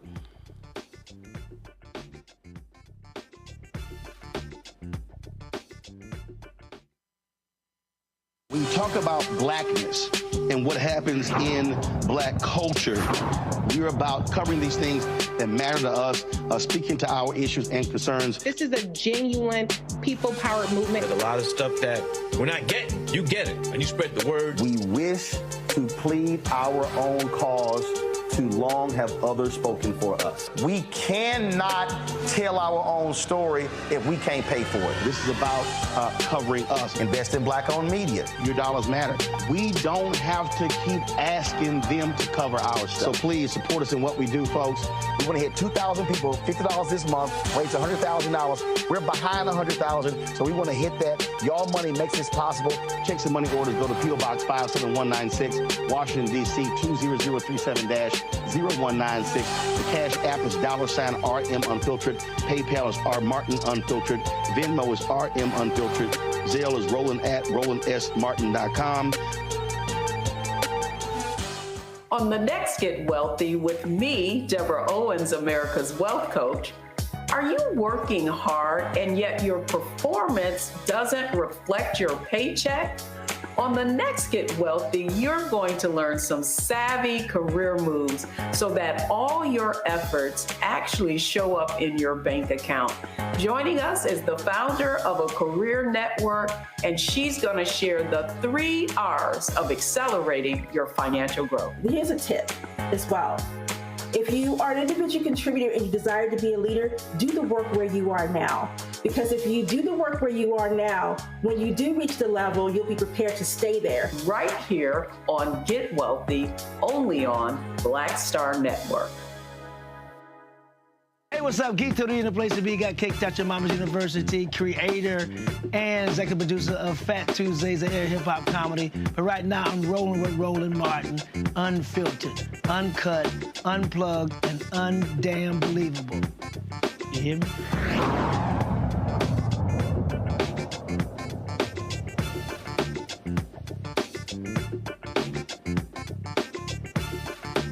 Welcome back to Roland Martin Unfiltered on the Black Star Network. Time for questions from our panel for Rashad Robinson, leads Color of Change. Lauren Victoria Burke, you're first. Hey, Rashad, how you doing? Long time. I know. How's it going? Don't you think, we've never seen Congress regulate anything around social media. And the reason for that is obvious. They're paid for. They are totally owned. They're owned by these lobbyists. completely owned by these lobbyists. And the other thing I would say with 230 is when you don't have a right to action, when something goes wrong on social media, such as defamation, it's really game over. Yep. So without the right to action and without the power to boycott these things, what is there left? I mean, you were talking about outing these companies that fund some of the things we don't like. But what we see is a growing situation, a growing problem where there is no shame in racism anymore. There's no penalty for racism anymore. How do you change that paradigm? So yeah, I have to say that there are days where I'm like, you kind of want to throw your hands up. You know, we do $1 billion boycott of Facebook, and then you get some demands out of Mark Zuckerberg and at the time Sheryl Sandberg, and then you see that Facebook makes money, and then even during the boycott, and you see some of the things that you felt like you got as a result not actually pan out into the change. And absolutely, we got, you know, we thought we were getting close last time around an antitrust legislation during the last Congress, which would have been our last chance with like both bodies and the president. And we recognized that we were just absolutely outgunned by the lobbyists on both sides. I think our best path is going to be the regulators. It's going to be the DOJ and the FTC. And the FTC has proven probably the best path. And Europe. And Europe. Well, the trick about Europe is that, yes, Europe is actually doing things that are far better than where we're at. And they have a regulatory sort of history that, you know, in the United States, a lot of our ability to actually hold institutions accountable comes from the legislation. In Europe, their work is really about regulatory bodies, and they really empower regulators. And I've gone to Great Britain and actually testified specifically around when Rupert Murdoch was trying to buy up more media products, testified about the kind of Fox News issue with black folks in this country, and that was part of one of the reasons why he was denied access to buy more product, more sort of media platforms. So Europe is great. The trick about Europe, and this is what we all have to remember, is that Europe is coming out with rules, but Europe will use international human rights standards. And what that actually means is that international human rights standards oftentimes leave out race. So you will get policies that actually say you can't dehumanize based off of religion or based off of gender, and that's great. But you have a set of countries that don't even track race, most notably France. They don't even track or count racial demographics. It's actually illegal. And so you have sort of a history in Europe where they don't look at and think about, and their kind of relationship to civil rights looks different. And so while Europe's standards will change the companies in some ways, even the sort of Digital Service Act that came out of Europe, what it will do is that we will still, in the civil rights perspective here in the United States, still have to win victories, because so much about what's happening on these platforms is that the sort of technology that is supposed to bring us into the future is dragging us into the past. Reese? Hi, yes. My question is about, I know there's a lot of talk about the prevalence of racism and social media and how it's unchecked, particularly with Elon Musk now owning X. But I have seen, and I've been talking about this for years, how even when they do enforce the rules, or they call themselves enforcing the rules, it disproportionately harms Black users, Black content creators. Are you doing any work around trying to make sure that the rules are not weaponized to silence the voices of Black users and Black content creators on social media? Is that something that you've thought about? Yeah, we've been really involved in this. And so both during the racial equity audits that we've called for at Facebook before it was Meta, and really worked directly with to try to engage that. We did a lot of surveys and engagement with Black users to try to really unearth stories that are exactly around what you're talking about. We actually hosted a forum in Atlanta with Black creators and Black users. This was a number of years ago. We actually brought Sheryl Sandberg to Atlanta. This was in the height of some of our back and forth campaign for her to actually hear directly from users and really hear the experiences of people being put in Facebook jail. They said said Facebook jail didn't exist, but I know more than enough people that know that they've had the experiences of simply being able to talk about a racist experience that they have, and then that being called racist. And so we've have a number of those examples, and that's absolutely been part of not just how we've pushed on policies, but how we've pushed on personnel. Because a lot of this has been about the personnel at these companies, from the content moderators on up, really having a nuanced understanding about how different communities engage. And as things go to AI, and more of this sort of content moderation is kind of automated, we're only going to see more and more problems because it's going to be bad data in and bad data out.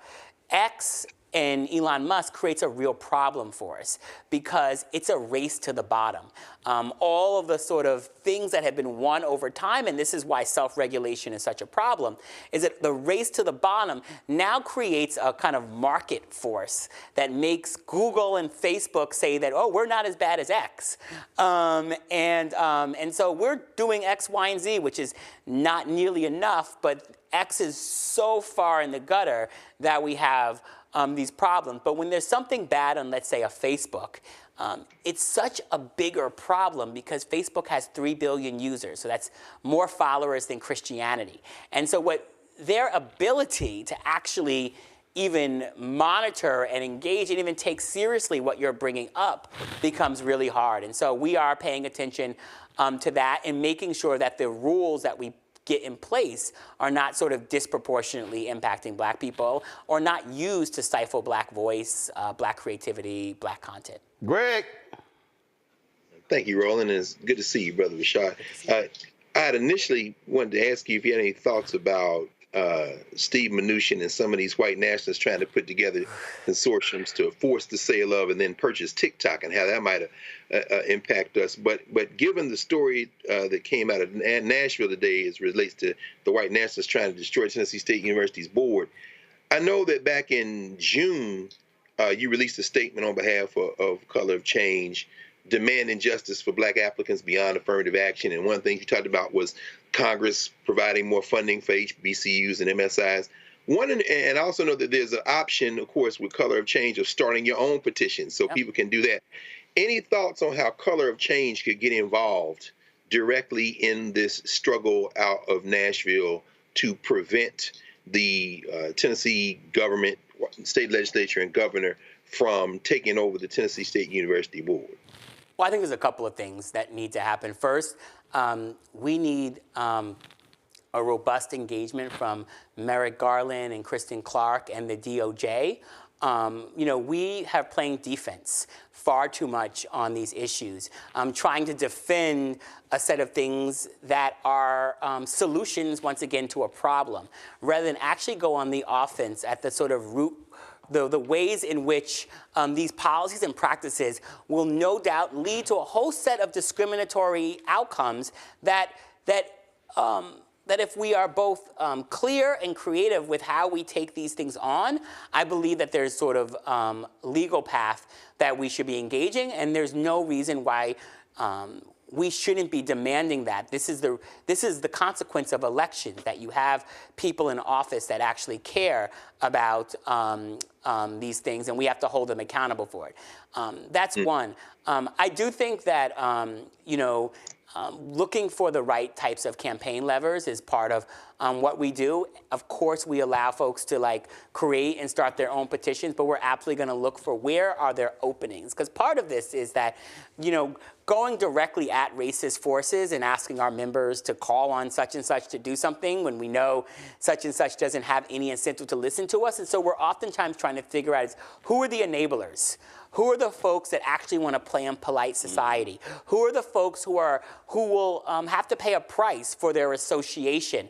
And that's part of what's kind of how we think about it. And so that will be part of the things that we're looking at, and that's part of the full range of what we're looking at as we think about these fights around the sort of weaponization of privilege and unearned opportunity and unearned access that's coming at us in the forms of attacks on DEI, but will be coming at us in the forms of all sorts of other things as well. And last point, unlike, and we talked about it, unlike other civil rights groups, y'all do not take corporate funding. We don't take corporate funding, and that sometimes it makes it tough, you know, when you're trying to close the books. But what it does do is it allows us to go directly at these companies. And so when we are sitting in the room, which we have with Elon Musk, when we're sitting in the room with Mark Zuckerberg, when we're sitting in the room with Sundar or at Google or any of these other companies, there's no staff member whose job is paid by that, and we're the only national black to be the Negro whisperer. To be the one, yes. what tables to buy, stuff like that. Absolutely, and we're not coming back afterwards saying, hey, buy a table. And this is not to accuse any group of doing anything nefarious, but it's to say that it becomes very hard to hold companies accountable that you are taking money from. It just becomes very hard. Or if they're on your board of directors. Yes, and our job is to hold the line between real solutions and fake solutions. And even one fake solution that's coming about in terms of all of this stuff that's happening around emissions is that, oh, we're just gonna end legacy emissions and walk away. Right? And I don't care whether or not you end legacy emissions or not, but let's be clear that that doesn't solve the problem because privilege doesn't start at the point when someone's admitted to college.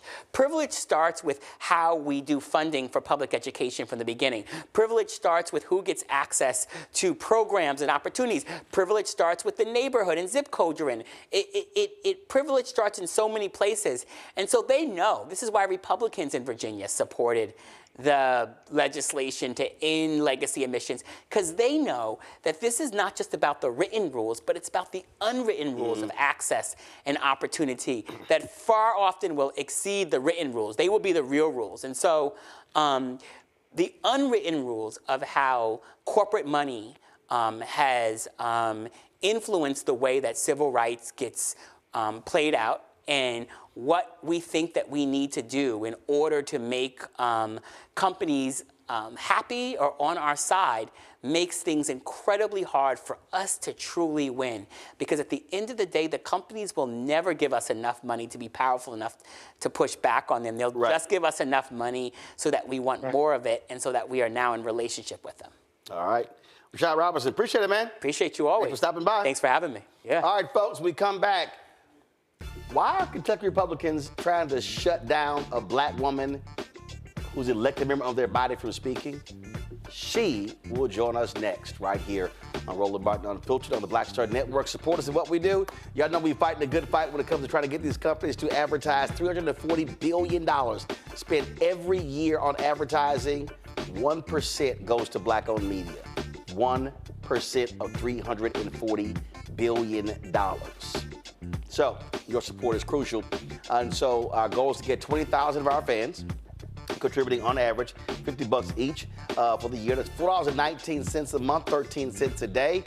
You can't give that. We give less. We got people, look, every dollar matters. People have given us $10, $5, $1. We appreciate that. We've had people give us $1,000, $5,000, $10,000. We appreciate that as well.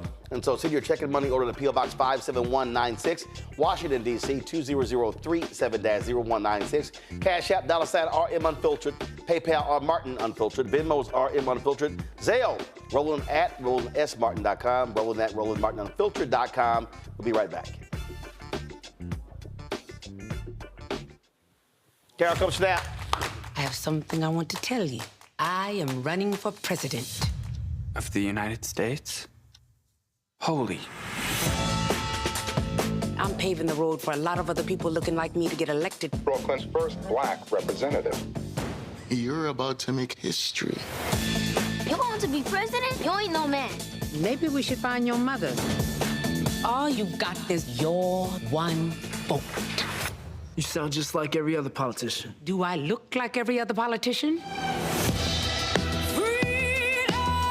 Truly, you can't win. And why can't I win? I have an opportunity to make a difference. This isn't a campaign. It's a joke. The only thing anybody's going to remember is that there were a bunch of black folks who made fools of themselves. See too much suffering. And I don't know how to not try. We're living it proud.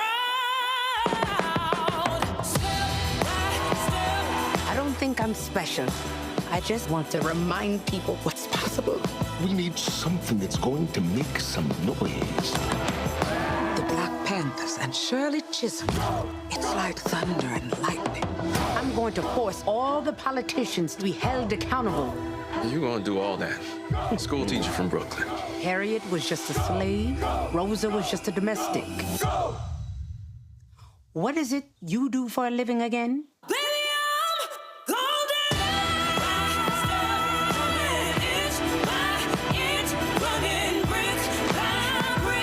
The people of America are watching us.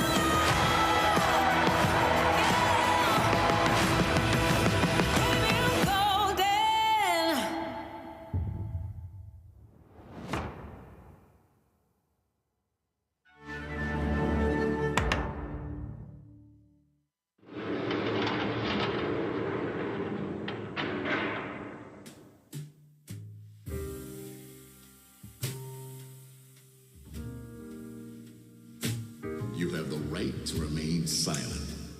Anything you say can and will be used against you in a court of law. You have the right to an attorney, and if you cannot afford an attorney, one will be appointed for you.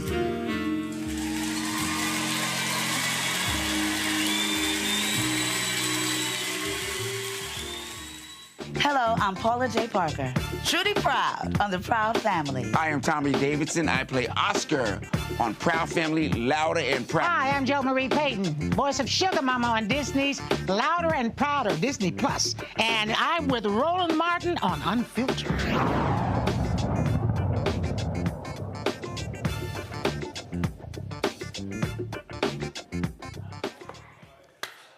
Imagine fighting for America, fighting for the rights of America, the First Amendment.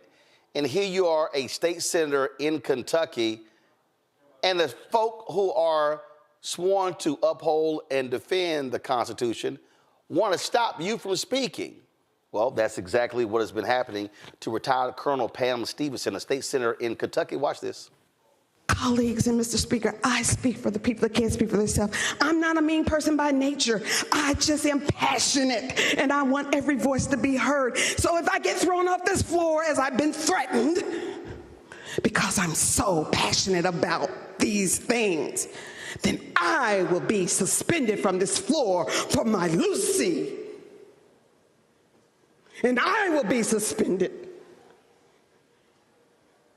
for every person that suffered under the guise of racism, sexism, and all the isms, and they had nowhere to go.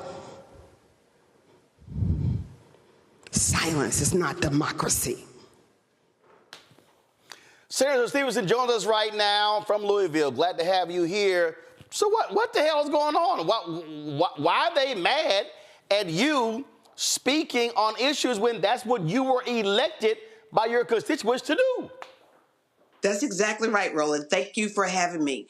But we have been passing a number of bad bills. We have said that children can work 40 hours a week during the school hour. We've criminalized homelessness. We've done so much that goes against everybody living a life and thriving. And on that day, what they wanted to do was take public monies and fund it into private schools, leaving our children behind. So, and that's a voucher program. We've seen the exact same. They tried to do it in Texas, but they would throw it about rural Republicans. We see what's happening in Tennessee. But again, you have the right to speak against it. They don't even want you to talk. Exactly.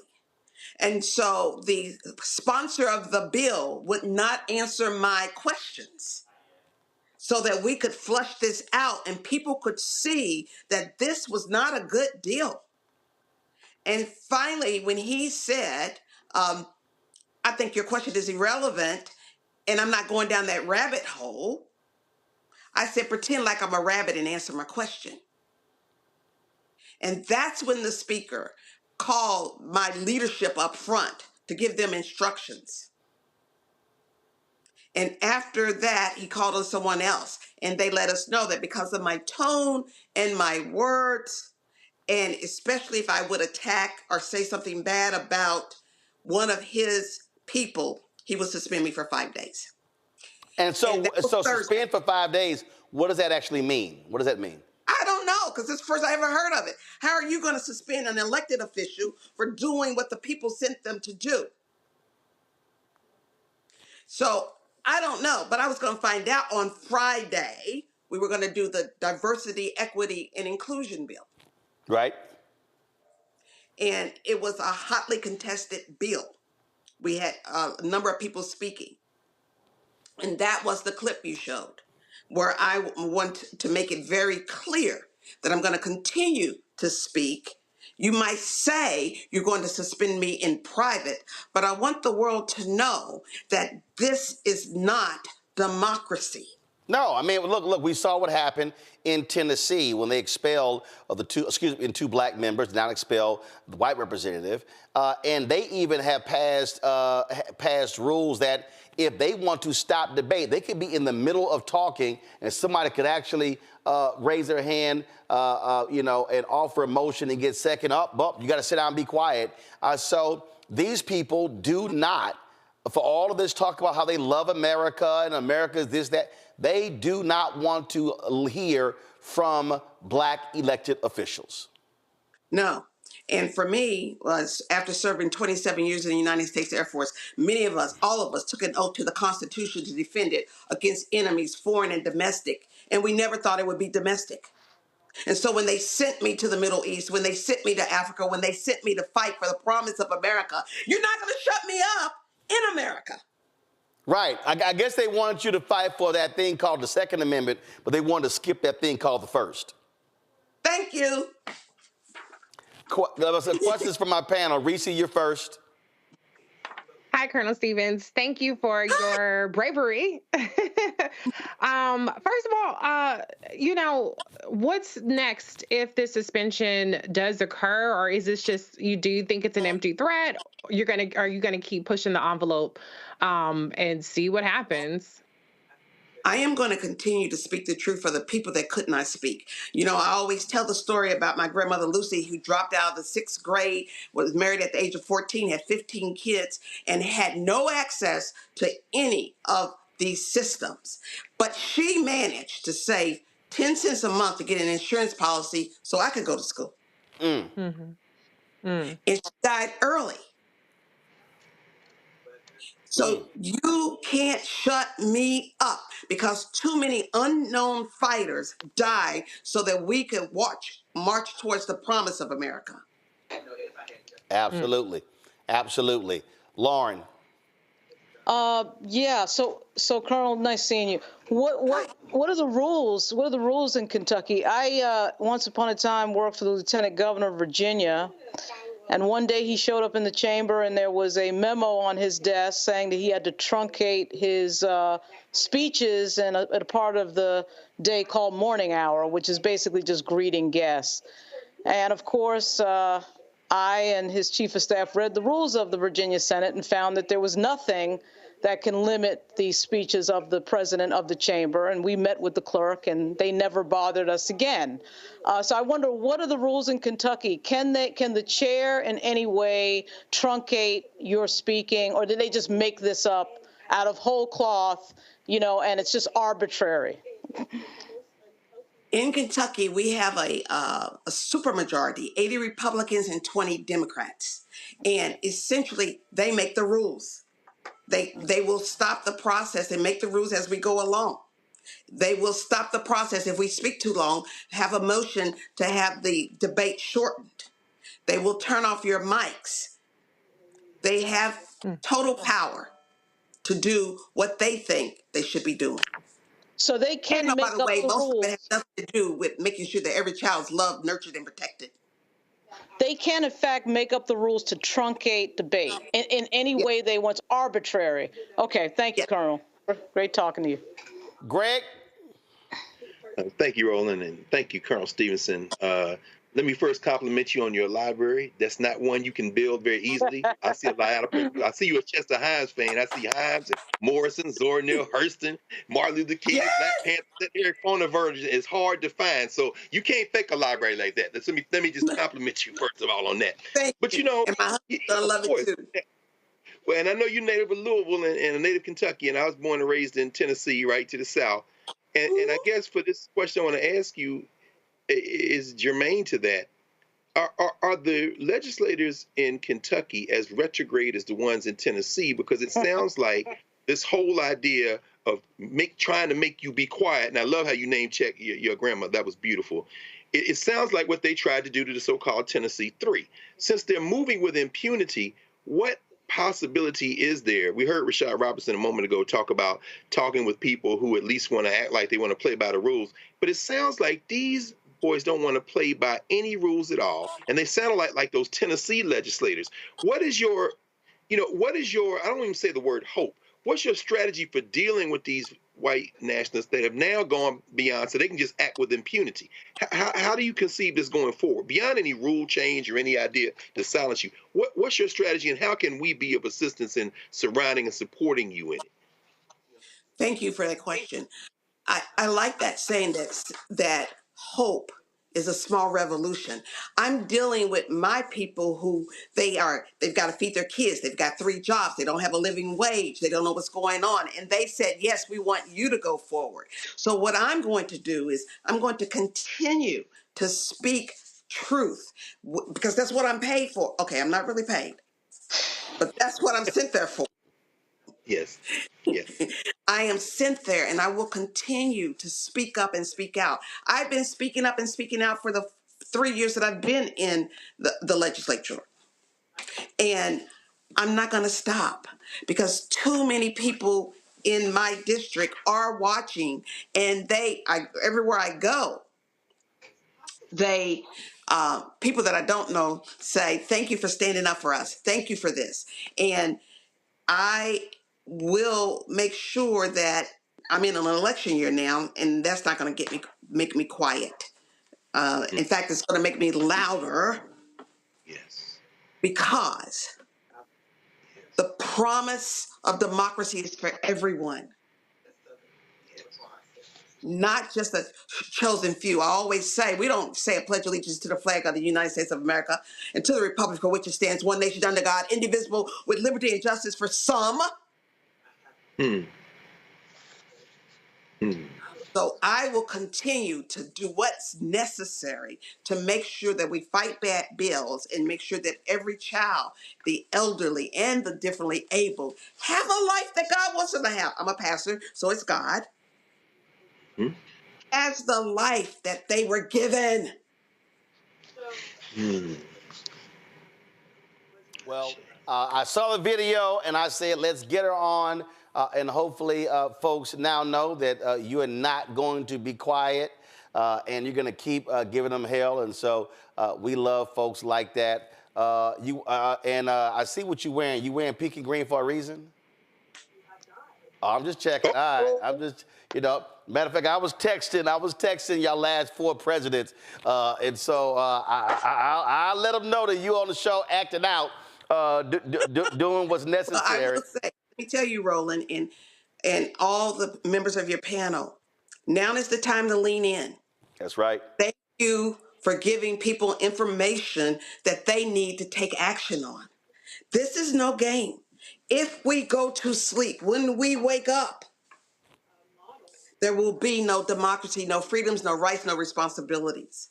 And if anybody wants to keep up with what I am doing, just Colonel Pam Stevenson on all the social media. All right, then. Well, look, we appreciate it. Keep up the good fight, and we're right there with you. And so keep us abreast of what happens in Kentucky because every voice does indeed matter when it comes to this democracy, as some call this republic. Bottom line is we here and we ain't going nowhere. Ain't going nowhere. And I have to say, hi, Mommy and Daddy. I still have my parents. Black folks will always do the shout out. That will always be the case. So tell your mother and father as well. My parents are still here, and they watch it right now too. Senator Stevenson, thanks a bunch. Bye-bye. All right, folks. We're going to a quick break. We come back. Them white boys down in Mississippi who tortured them brothers. The last two got sentenced today. I bet they going, damn, why did we do that?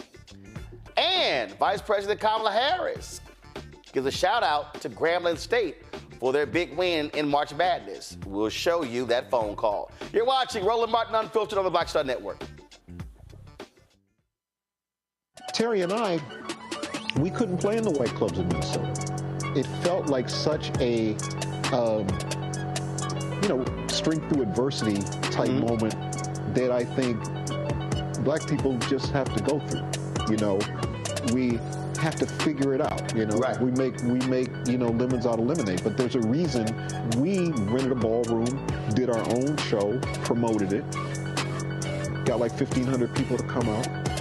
Clubs were sitting empty. They were like, "Where's everybody at?" And I said, "They're down watching the band you wouldn't hire." So it taught us not only that we had the talent of musicians, but we also had to have the talent of entrepreneurship.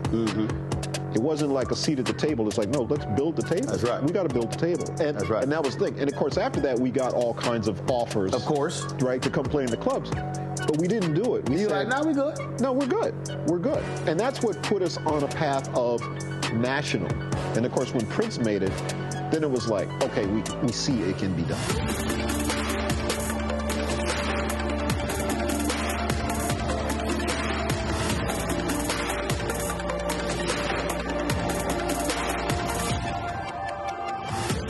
Hello, we're the Critter Fixers. I'm Dr. Bernard Hodges. And I'm Dr. Terrence Ferguson. And you're tuned in to Roland Martin Unfiltered.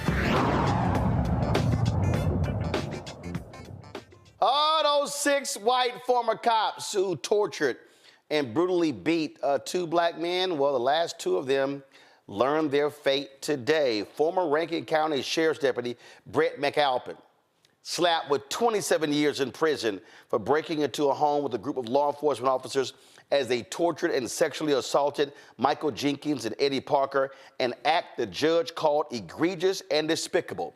For his part in the incident, former Richland police officer Joshua Hartfield, he got the lightest sentence, 10 years in federal prison for his role. The other 4 Goon Squad members were sentenced earlier this week. Hunter Edwards got slapped with 20 years. Jeffrey Milton got slapped with 17 and a half years. He was the leader of this Goon Squad. Daniel Opdyke was sentenced to 17 and a half years. Christian Dedman, he got the longest sentence. He got hit with 40 years for his role in torturing Jenkins and Parker. I say, take your punk ass on to prison, Lauren, and I hope it's a horrible experience. Yeah, I'm sure it will be. Yeah, I would imagine one of the things about this story that I find sort of odd is that there's a lack of attention, in my view, on it. There's not a whole lot of attention on the story compared to what I think it would be if women were involved and it was a bunch of male prison guards. I just think the story has gotten a low level of interest on our cable networks. I'm not sure why that is, just sort of a passing interest. But it's a particularly disgusting story that's a throwback for like 100 years ago or even more. And it's a strange story, but it is good to see the sentences they get. I mean, 27 years is a lot. The guy that got 10 years is probably going to be out in 5, but the 27 years is a hefty sentence, as it should be. Well, now remember, these are federal charges, but they also got to deal with state charges. So they also pled guilty to state and federal. Reese, we talk about mass incarceration all the time. These are the folks prison was meant for. Absolutely. I don't think they got enough time. I don't give a damn. Slap every single charge, no parole, no parallel sentence or whatever they call it. Yeah, lock their asses up because that was absolutely crazy. But not only that, let's take a look at all their cases of the black men that they planted evidence on, lied on, and make sure that those people get brought to justice in terms of getting those charges dropped. Make sure that those people get paid for the way that these officers officers have disrupted their lives, make sure that that department has the consent decree so that they cannot continue to get away with this extrajudicial behavior.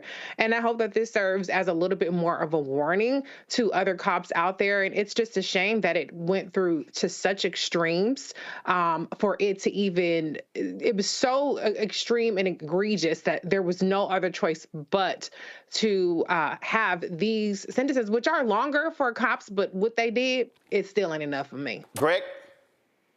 Yeah, no, I agree. It's interesting. In critical race theory, there's often a discussion of something called the case of the extreme incident. Rodney King, Breonna Taylor, George Floyd, the things that are unavoidable. In other words, you have to do something because not doing something might cost you more in terms of triggering some type of extrajudicial response. And this is one of those extreme examples. They had to do something. Of course, the judge, he's a senior judge now, Thomas Lee. He's 82 years old. He's from a different time. If you can believe it, he was appointed to the Southern District of Mississippi by, of all people, and forgive me for cursing, Ronald Reagan. Back in the 80s. It's a different Republican Party, of course. But this extreme incident, is something that they just basically had to do. Now, we can hope that this might mean that other patrollers and hunters, like these goon squad people who aren't that far from the mainstream, will be punished. But this is kind of low-hanging fruit. The other thing I would say is, and I echo what you said, Lauren, that, this isn't getting coverage like it should in the white stream media. Again, that's why this space is important. You had Malik down in the studio, Malik Zulu Shabazz, who's representing the victims, and that's important because you've been covering this all along. And of course, we know that I think that $40 million or $400 million lawsuit against Sheriff Brian Bailey in Rankin County is still active. So we might need to oh, there he is right there. Yes, sir. But that's why the Black Star Network is so important. Hey, folks, let's go to South Carolina, where the family of the late Josephine Wright were fighting. They were trying to take her home. Well, guess what? She went to her grave fighting those developers for demolishing her home. They have now settled with the company. White refused to sell her land to developers building around her Hilton Head Island home. She said after she turned down offers, they started harassing her. Well, the investment company behind the development sued the 94-year-old woman to get the land her home sat on. She died in January before everything was settled with her home. Now a settlement has been reached. According to South Carolina Public Radio, the settlement concedes that the Wright family owns the property in the middle of Bailey's Point's planned 29-acre neighborhood. The company cannot contact the Wright family about purchasing the land, and a privacy fence will be erected between the Wright family's land and the new construction. Don't forget, Tyler Perry had announced he was going to buy her a new home. He still plans on presenting those keys to the family. Again, she died at the age of 94. Greg, I hate that she couldn't see this all the way through, but this is what happens when, damn that, you keep fighting till your last breath for what's rightfully yours. I tell you, Roland, it's tough, man. This, tonight there's been an ongoing theme in all of these stories. The United States of America, Langston Hughes once wrote, America never was America to me, but this I vow America will be. God bless Langston Hughes. I could give a damn about the place. But what we're fighting for is self-determination. That property has been in their family since the end of the Civil War. The betrayal of Black people in South Carolina, beginning with our forced relocation to this funky settler state, but then during the Civil War, the betrayal of land by the Union Army, and then Lincoln, and then Johnson, and the federal government during Reconstruction. The fact that anybody Black in South Carolina has any land at all is a testament to our iron will and resolve. And that property on Hilton Head, where these white developers have gone in and basically tried to carve out paradises. Places like Kiowa Island, where Tim Scott was down on one knee in a cosplay proposal. Have we heard? Have they set a date yet? Anyway, on a beach not far from where Nikki Haley has a mansion on Kiowa Island. All that land used to be Black people. And when they betrayed them, that is where the 40 acres and a mule promise was made. So Sister Wright is an ancestor now. And if these people come sniffing around 100 years from now thinking they're going to do something, she liable to rain fire on them from the ancestral realm. So it doesn't matter that she made physical transition. At the end of the day, we will triumph. Why? Because our will is stronger than yours. He tried to kill us, and we're still here. So that should tell you what's going to happen next. You know, Lauren, there's a lot of folks who are younger when they get family land or homes passed down. They don't want to deal with it. They want to sell it and move on. We saw that happen with a lot of folks who had brownstones in Harlem. And then when the prices blew up, what was $200,000 and $300,000 was being sold for $3 and $4 million. And Chuck D talks about it all the time. God ain't making no more land. Yeah, that's right. It's a big mistake selling family property. Huge mistake. And I'm so glad to say that my family has something in Brooklyn that's pretty valuable because of my grandmother. And it's hard to get that land. It took 3 people for my grandmother to get it in the 1950s. And then on my mother's side, she has a house in Virginia. And it's just really hard to get that land back once it's gone. And the arrogance of these companies, the arrogance of these corporations to think that they can come along and take somebody's house or move somebody's house or whatever it is incredible. So I'm glad that she fought that. And shout out to Tyler Perry for getting involved in that. Reese? Yeah, I mean, this is one of those things where, the narrative about pick yourself up by your bootstraps and, people wonder why there is a wealth gap and even a generational wealth gap between Black and white families. Because we are targeted. We're systemically targeted, and the system is typically on their side. But for the negative publicity that this generated, but for the likes of Tyler Perry and others who have massive platforms getting involved and coming to her defense, this would be another elderly Black woman taken advantage of and rolled over by the system. And so this is still happening throughout the country. And I'm glad at least the administration wasn't involved in this particular case, but I know as part of the infrastructure bill, Secretary Buttigieg has been talking about trying to repair some of the forced relocations that happened with infrastructure, decades ago. But we still up against a tough system. So kudos to any family that can manage to hold on to valuable land or familial land. But we also have to recognize that a lot of people are up against very powerful forces, and not being able to defeat those forces is not a deficiency on their part. Indeed. All right, folks, we're going to close the show out with this. Other night, y'all see me rocking the Grambling State track suit. They gave me this when I visited. Well, the other night, they had the play-in game. That's where they always stick the HBCUs. And all of these prognosticators were like, oh, y'all, Grambling State, y'all should just be happy. Y'all made it. They played, who was it, Montana State?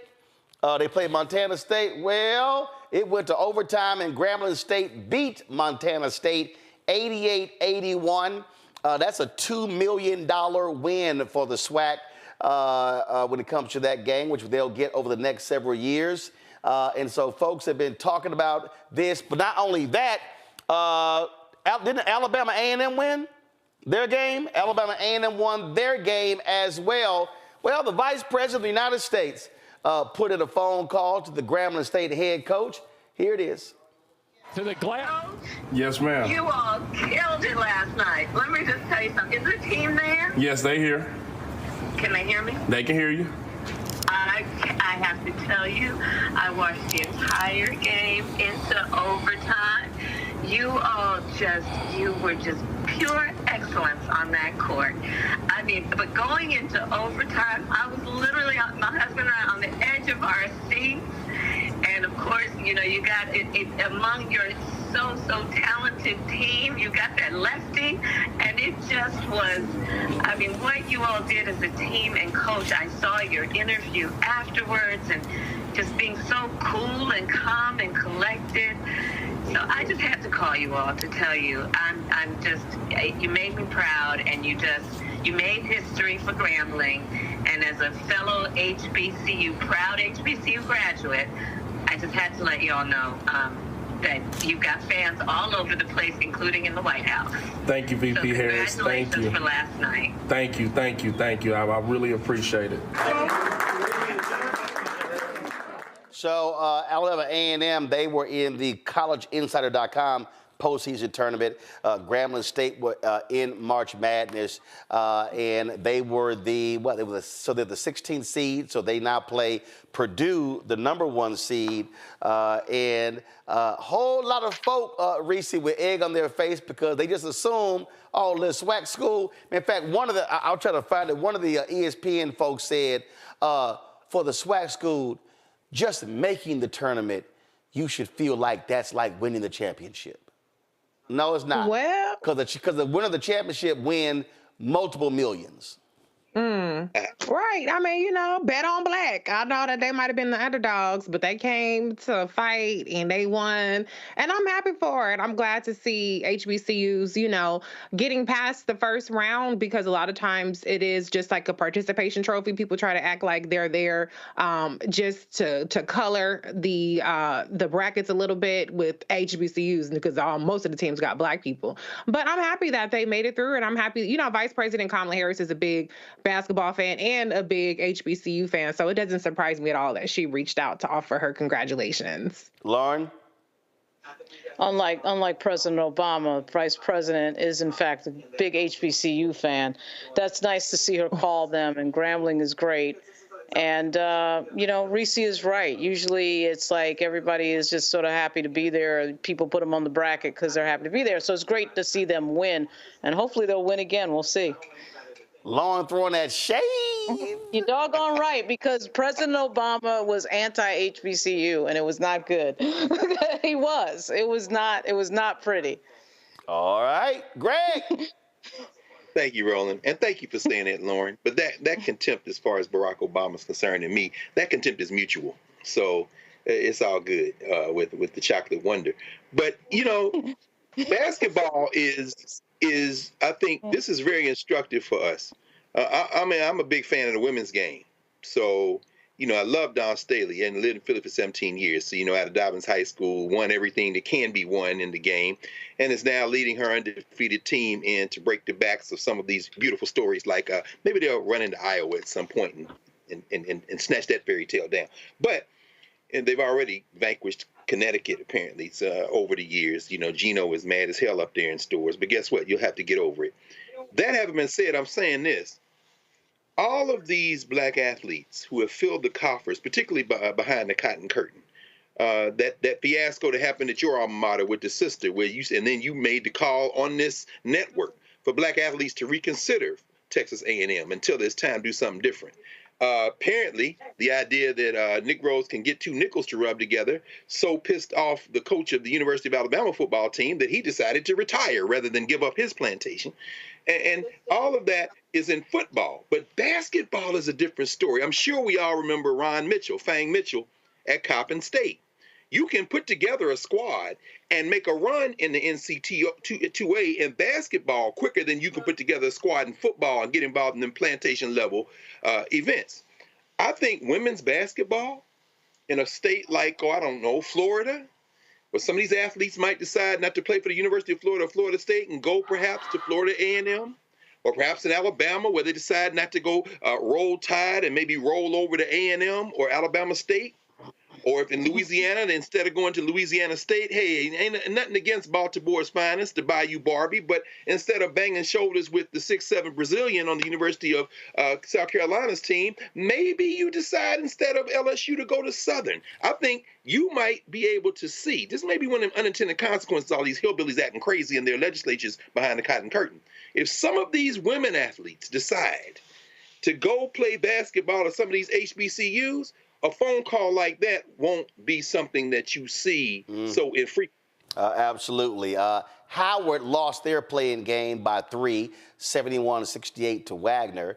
But on Saturday, folks, tune in because the Jackson State women's basketball team will be playing Connecticut at noon, and this was their reaction when they got selected for March Madness.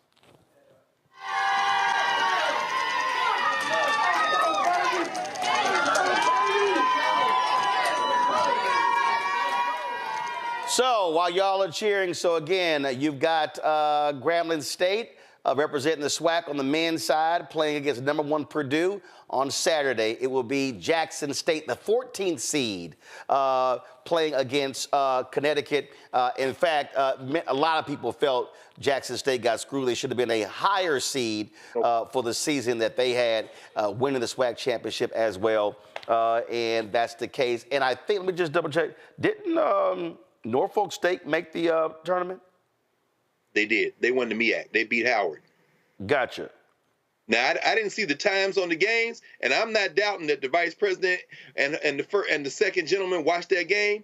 But if Howard was playing the same time as Grambling, I'm not gonna go back and look at the time. They must have had 2 TVs.